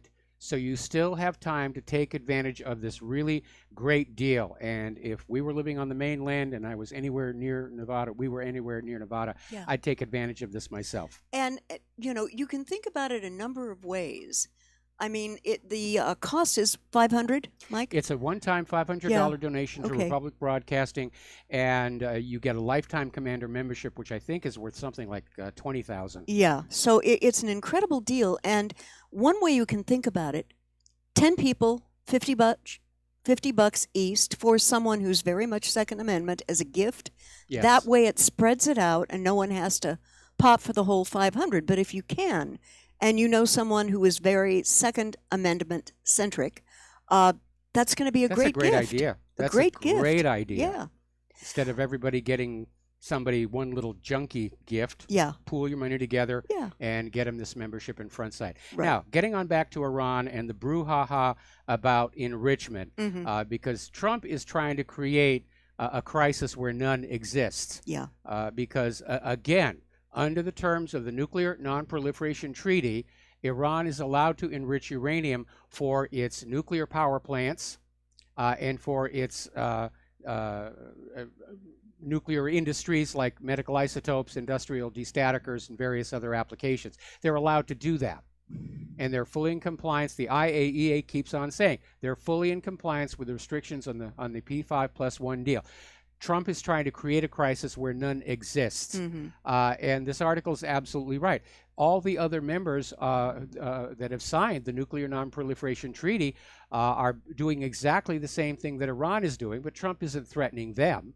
No. And as I mentioned, I think earlier in this show, it's the United States that is in violation of the Nuclear Non-Proliferation Treaty. Mhm. First of all, by using the threat of military force to coerce Iran into surrendering their rights under the Non-Proliferation Treaty, and second, by ignoring the U.S. obligation to assist Iran in building peaceful uses of nuclear technology. Yeah. And if the U.S. government had really been worried about Iran having a secret bomb factory under their power plant, like Israel has underneath Dimona, Yeah. then they would have sent people in and helped pour the concrete, lay the piping, do the wiring, would have absolutely known for a fact there was no secret bomb factory underneath that plant. Mhm. Again, Trump is out there trying to say they're a threat. They're a threat. It's a hard sell, Donald, because we've heard it so many times before and it didn't turn out to be true. Yeah. And one of the other things this article says is that the real purpose of President Trump's missile rattling is basically helping Bibi Netanyahu in Israel keep his coalition of right-wing religious and settler parties like Likud, United Torah Judaism, Shas, and Kulanu, and the Jewish Home together by maintaining his very slim 61-vote majority in the 120-seat Knesset. And what Netanyahu has said about Iran is absolutely false. And the Iranian leaders are many things, but stupid isn't one of them. They know that any attempt to bomb Israel is going to cause that country to be, as you said, liquefied into a Yep. pool of glass. Well, Israel has been lying about Iran Mhm. for 30 years. We've heard Iran is just weeks away from a nuclear bomb. Yeah. Iran hates the Jews. They want to wipe all the Jews off the map. You need to remember, there's a very large Jewish community in Iran, and they are very comfortable there. Yeah. One of the world's oldest operating synagogues is in Iran. Mhm. Israel, a few years ago, went to Iran and approached the Iranian Jews and said, "We will give you money if you will leave Iran and move to Israel." And the Iranian Jews said, "No, of course not. We're we live happy here. here. This is our home. We're Yeah. happy here. We're not discriminated against." Yeah. And you have to look at that. If the government of Iran was really wanting to target Jews and bring about a new Holocaust and kill another 6 million Jews like Netanyahu's just been saying these last few days, Mhm. wouldn't they start with the ones under their control inside their own borders? Hello. Yes. Yeah. Yeah. And it's just more of this fear mongering leading to yet another war. Yeah. And You know, I'm looking at this and I'm thinking about a video that I saw a number of years ago. Very charming Jewish videographer. I notice you're looking. Yeah. Oh, dear. Headline on Fox News. Yeah. Voter rolls hacked. Small Illinois town target of Russian cyber attack. Oh, the propaganda is they're man. putting it on with a shovel. Get the hip waders on. Yeah. The bovine excrement has hit flood stage. But if you've never seen this video done by a very charming Jewish videographer, and the title of the video is "Don't Tell Mother I'm in Iran," and he depicts these people. They ski in Iran. They've got some of the conditions for it. Beautiful country. Yeah. It's beautiful, and he was introduced by someone who was a representative of the protected Jewish minority in the Iranian parliament, the Majlis. Yes. And under the 79 Constitution, Jews, Christians, and Baha'is are respected and protected minorities. Yes. I couldn't take communion at an Anglican church where English was spoken in Tehran, but I could go worship, and, you know, no one would think anything of it. So I think we need to see reality for what it is here and not how it's being represented, because President Trump and Bibi Netanyahu are attempting to just lay it on with a shovel here. They are. They brought out the Bex stealth bomber. Yeah. All right, we got to take another break for commercials. We'll be right back.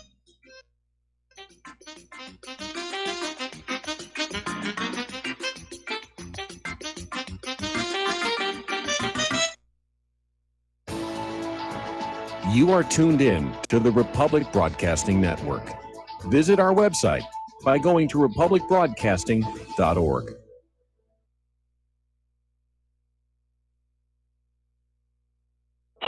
Okay, nurse, let's get this man to the ER stat. Right away, doctor. We see this every day. Heart attack or angina pain due to blocked and clogged arteries. Chelation can remove obstructions or blockages from arteries and help avoid painful and expensive surgery. Now there's Angioprim. It's a liquid oral chelation product that you take with juice. You start to feel the results fast. Angioprim increases blood flow all over the body, and that means more energy and strength to take on the day with less aches and pains.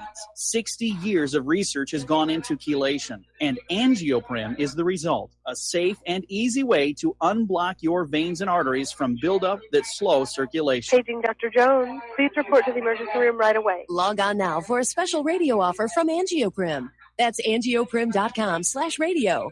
ANGIOPRIM. Angioprim.com/radio or call 877-882-7221. That's 877-882-7221. Tired of being lied to by mass media? It's growing more and more apparent today that news is received less and less through standard media outlets. Even with a growing audience every day, RBN is beginning to direct more efforts into social media. Social media and the use of the internet is fast becoming the primary source of people for news, regardless of demographic. RBN has set out to provide some of the best news on the internet through republicbroadcasting.org, and also has begun to use the tools to our advantage by way of social media. Republic Broadcasting is now operating a Facebook page to function as yet another avenue to have our collective voice reach new audiences across not only America, but across the globe as well. The Facebook page features not only news, but also an RBN player to listen to our broadcasts. Get involved by visiting facebook.com/Republic Broadcasting and liking our page and share it with your friends and family, because you can handle the truth.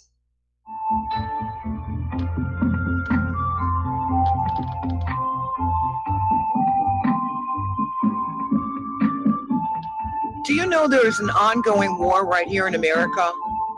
Are you aware that U.S. citizens have been classified as enemies of the state since 1933? Have you recognized that our entire government is really a vast network of interlocking corporations engaged in commerce? Look up Title 28, Section 3002. Tune in to In Defense of Humanity on Saturday nights at 7 p.m. Central Time. Find out what's really going on and learn how to protect yourself and your family as flesh and blood men and women living in a corporate reality.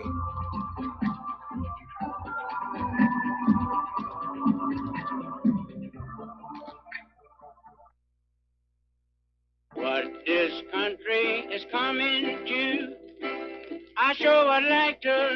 know. If they don't do something by and by, the rich will live and the poor will die.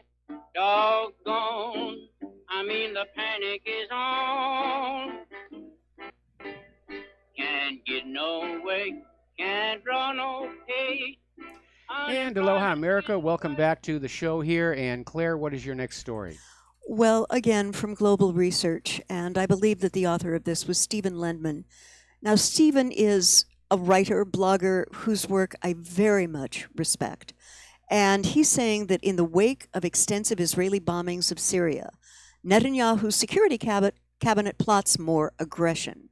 And what he's saying, in essence, don't think that the bombings so far by Israel are going to be the end of it at all. I did not think that for 1 second. And there is an ominous threat of full-scale war on both Syria and Iran, which would be a nightmarish scenario. And the talk that President Trump gave earlier this week, turning truth on its head, is the way Lendman is describing it, signaled hostile The truth was turning cartwheels. Yes. Steps he's taken, with more to come, outrageously calling its government a corrupt dictatorship whose chief exports are violence, bloodshed, and chaos. And that's cutting in on the U.S. government's business. Yeah, and I mean, you almost That's have to... our job. You almost have to laugh if it weren't so darn serious, Mike. Yes. And he said that we cannot allow a murderous regime continue these destabilizing activities while building dangerous missiles. This coming from a president of a country Yeah. that has destabilized some 50 countries, other countries since the end of World War II, and Hello. is the only nation to use Yeah. nuclear weapons of mass destruction on the Twice. civilians of another nation. Twice. Twice. Yes. And the only Middle Eastern murderous regimes are U.S.-supported despotic ones, Israel, and America's regional presence, not Iran, as the chief destabilizer of the region. Syria is struggling valiantly against U.S.-led aggression, led, funded, and equipped, by the way. And Trump has falsely accused Iran of links to al-Qaeda and other terrorist groups. Who are actually working Yeah. for the United States. Just the opposite is true. The Islamic Republic is combating this U.S.-supported scourge. And following Israel's latest aggression in Syria, its security cabinet met last night plotting its next move, guaranteeing that further military action is sure to come. It's going to happen this weekend. I think so. Yeah. I think so. And Israeli ministers saying that they have no intention of escalating the conflict was a bald-faced lie. The IDF continues provoking Syria and Iran to retaliate against its aggression, wanting a pretext great enough for potential full-scale war against both countries. And that's exactly what they're doing. Yeah. The corporate media is trying to act like the missiles fired from Syria into the Golan was the opening round. They're basically trying to make everybody forget that only an hour after Trump pulled out of the Iran deal, Israel struck Syria. Yeah. And Syria struck back. Yes. Israel fired the first shot in this escalation. Yes. But they're trying to convince you again. Syria's the bad guy. Israel's poor, weak, helpless little victim nation. We have to go protect them. They're not weak and helpless. They've got 400 nuclear warheads. Mm-hmm. Why are we even wasting our time and money having to protect Israel? Israel doesn't need protection. What they want is our money and weapons to wage war on their neighbors, along with our young men and women to actually do the fighting for them, because those Israeli children are just way too precious to risk in a war. You know, and the thing that I think President Trump is missing, maybe deliberately, I don't know, is the reality that Israel is expecting, you are right on this, Mike, is expecting that the costs of such a war will only be borne with American blood and American money. And the other American allies. Yes. They'll get, Yeah. got France Yeah. in there. Israel's a master at this, getting other nations to fight their wars for them. By way of deception, thou shalt do war. Yeah. And the Iranian National Security Council deputy head, Abul al-Fadl Hassan al-Baiji, denounced Netanyahu's false accusations, saying the Islamic Republic had nothing to do with any of the missiles that struck the enemy entity. And this is confirmed by the Syrian government, which Yeah. said it was the Syrian army that fired the missiles. Yeah. And he's saying repetitive attacks of Quds occupiers on Syrian territory is a blatant violation of Syria's sovereignty and an aggressive move.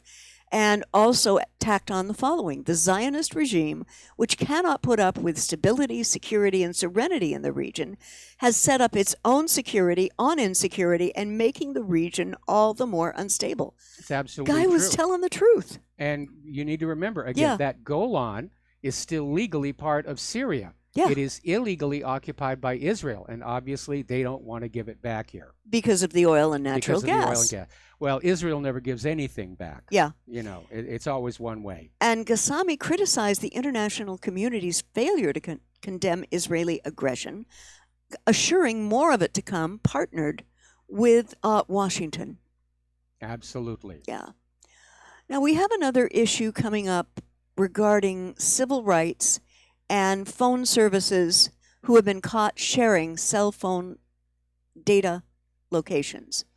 And if you use Verizon, AT&T, Sprint, or T-Mobile, your real-time cell phone location data may have been shared with law enforcement without your knowledge or consent. And you're kind of sitting there perplexed and saying, how could this happen?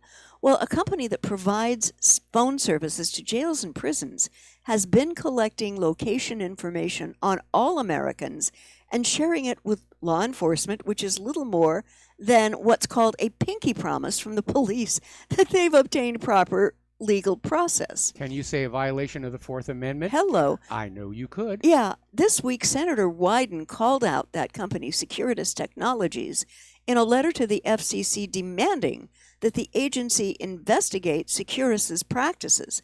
Wyden also sent letters to the major phone carriers asking for an accounting of all the third parties with which they share their customers' information, as well as what they think constitutes customer consent to that sharing. Now, obviously, what the issue here is this company provides phone services for prisons, and what they're doing is they're tracking down the people that the prisoners are talking to who are outside the prison.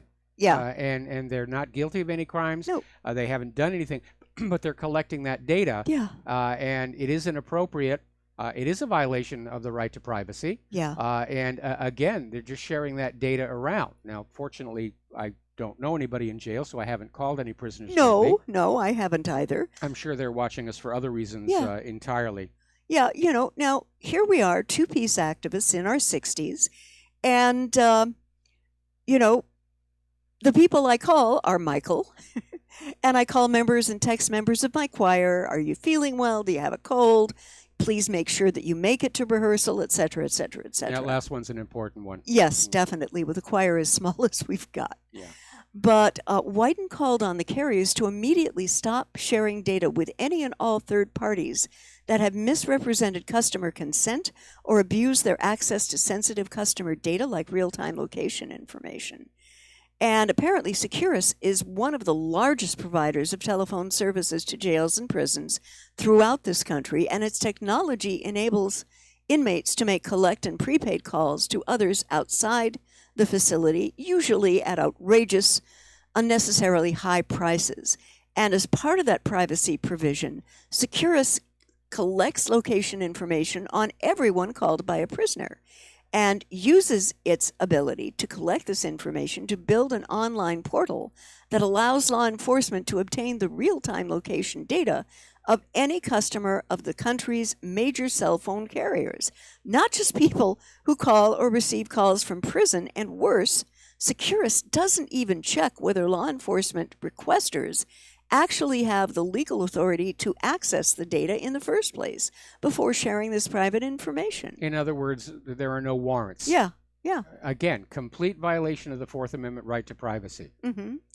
And Securus claims this location information is meant to identify and interdict planned importation of contraband into jails and prisons and coordinated escape attempts, and to respond to Amber Alerts.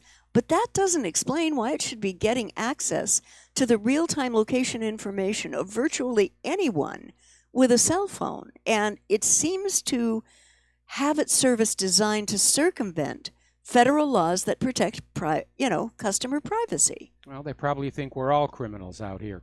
You're all bad people. We've got to watch you. It's ridiculous, Mike, and it has reached epidemic proportions. Yeah. And now I'd like to go over to a story about Canada's First People. And now Indigenous Canadians, First World Canadians, can sue the U.S. government over decades of secret, involuntary, inhumane medical experiments. This goes back to those residency schools and the First Nations people, and just horrific. Yeah. Okay. Yes. Okay. For more than a century, the Canadian government pursued a policy of forcibly removing First Nations people from their homes and imprisoning them in church-run residential schools, where violence, rape, and other forms of abuse were rampant.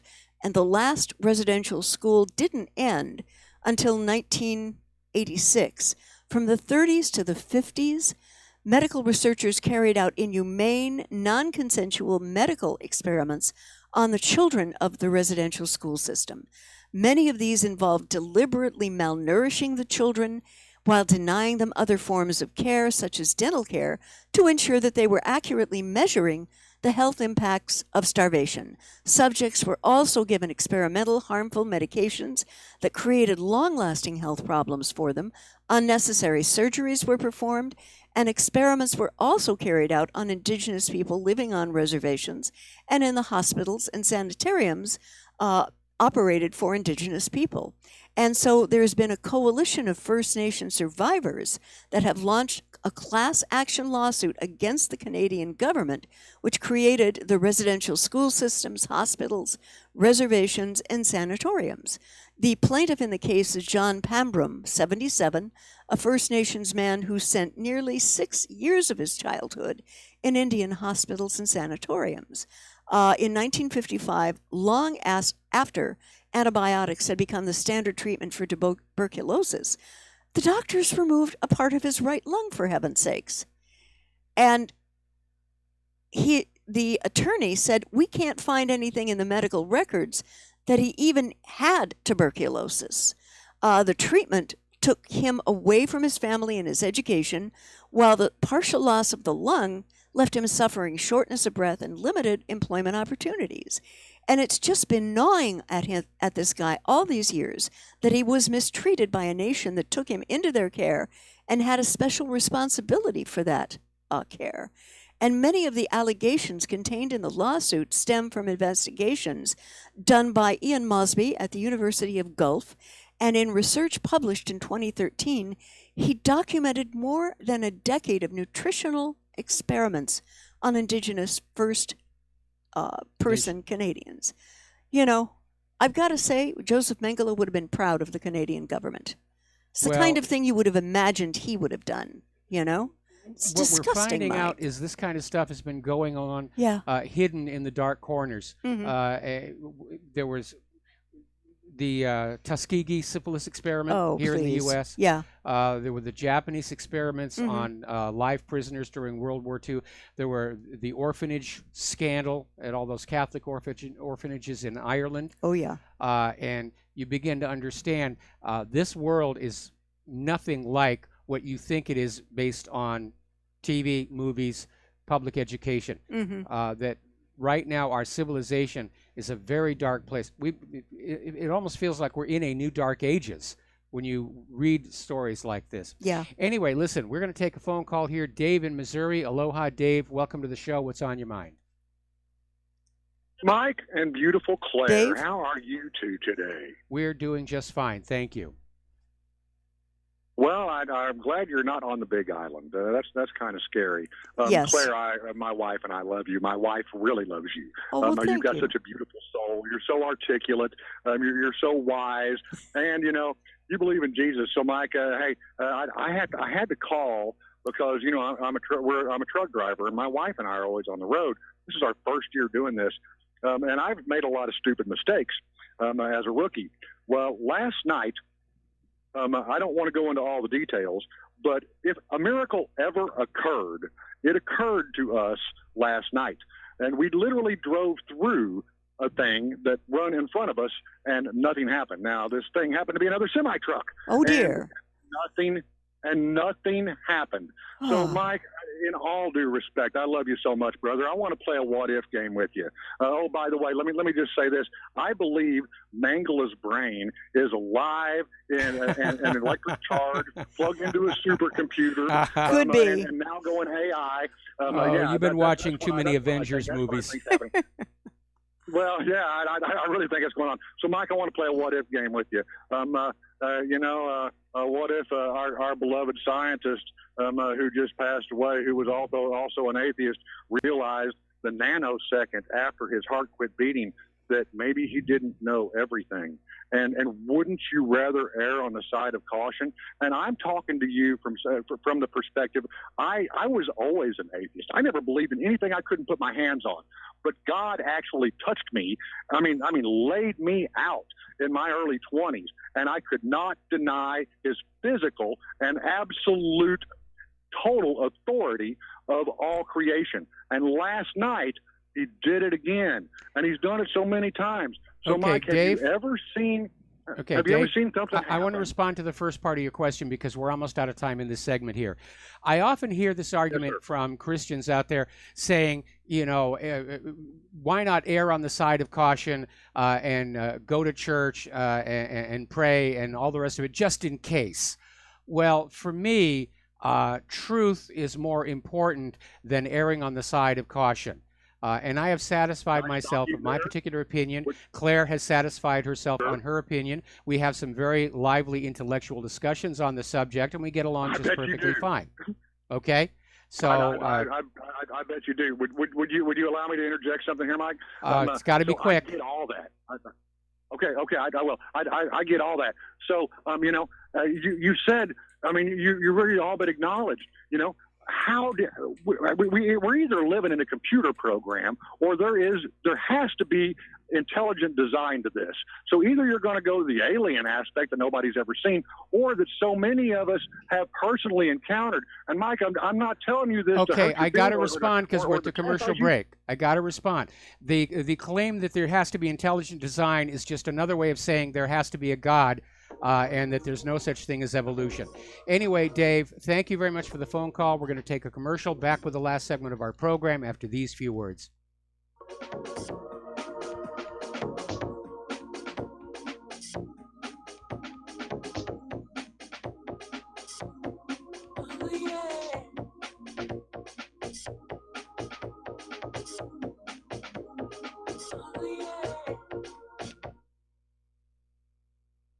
Homeowners, are you in foreclosure, expecting to be served with a foreclosure lawsuit, or suspect your lender has coerced you into an illegal mortgage transaction? A huge number of mortgages made in the last 10 years have legal issues and are possibly defective. State laws and the U.S. Supreme Court have upheld that defective mortgage documents are grounds for foreclosure defense and for counterclaims in favor of the homeowner. If your mortgage has been sold or assigned since closing the loan, it may be defective and you may be paying the wrong party, and the lender may not have standing or the right to foreclose or collect payments under the law. If you would like to know if your mortgage is legal or not, or know if you are paying the right party, we can help. Our initial consultations are free of charge. We are not attorneys. We are legal researchers and work closely with experienced lawyers who know how to help you find the evidence to help you keep your home. Call toll free 1-855-2-KEEP-IT. That's 1-855-2-KEEP-IT today. Without the right accessories, any guy can be off the mark. Whether you've invested thousands in your arsenal or you own a single trusted firearm, a visit to AROutfitting.com is in order. It's one of the finest online selections of tactical optics and AR parts and add-ons, like EOTech, quick target acquisition with no peripheral loss. Browse the full range of Nikon scopes and binoculars. AROutfitting.com can illuminate your world with Streamlight gun-mounted lights from keychain to large handhelds up to 1,100 lumens. Find some stability with Battenfield tactical bipods. AirOutfitting.com has CMMG gun parts, barrels, assemblies, handguards, part kits, and more, plus mag-full clips and magazines. I know I've got you excited, so take a breath Head to aroutfitting.com. The site's super easy to navigate and features a ton of technical info, including links to manuals. We also welcome vendor and manufacturer inquiries. Remember, if you don't see it, we can get it at aroutfitting.com. Do you worry a lot? If you're forgetful, nervous, moody, or overwhelmed, chances are you're not protecting yourself from the ravaging effects of stress and anxiety. No matter the cause, ongoing stress and elevated levels of the stress hormone cortisol can rob your memory, your health, your quality of life, and your future. Now you can combat the effects of stress and anxiety while improving your memory and recall at the same time with the dietary supplement Calm and Clever. Studies show that the ingredients in Calm and Clever reduce cortisol by as much as 30% in as little as 1 to 2 weeks and increase your ability to recall facts, names, and numbers in 4 to 12 weeks. Calm and Clever was created by scientist Kurt Hendricks, a principal investigator in 2 NIH-funded studies on Alzheimer's disease. Try Calm and Clever for 2 months. You'll feel the difference. Call 1-800-758-8746 or go to calmandclever.com. Some are maxed out all their credit cards. Some are working 2 jobs and living in cars. Minimum wage won't pay for a roof, won't pay for a drink. If you gotta have proof, just try it yourself, Mr. CEO. See how far $5.15 an hour will go. Take a part-time job at one of your stores. I bet you can't make it here anymore. And aloha, America. Welcome back to the show here. And Claire would like to respond to Dave. Yeah, I was thinking as he was speaking, some of you know I had a birthday this last week, and I turned 69. And what I'm feeling is gratitude. But to respond to Dave, I feel that faith should never be coerced. I feel that if we are living in a loving and unfolding way that is kind and good and welcoming to all people, people are going to look at you, and if you are a person who comes from a perspective of faith, say, I'd really like to have what I think she's got. And I'm very grateful to what I believe is my God and my Jesus. And I'm very grateful to my husband, to my church community. Mike, even though he's not a faith guy, is an incredible supporter of my music, which many times is faith-based. And I'm very grateful, but again, you can't force it. And our relationship, and by the way, tomorrow we will celebrate the 26th anniversary of the day we met, which is a wonderful anniversary. We also celebrate our wedding anniversary. She was my summer fling. Yeah, right.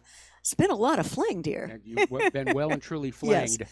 But getting back to faith, live it, don't try to coerce it.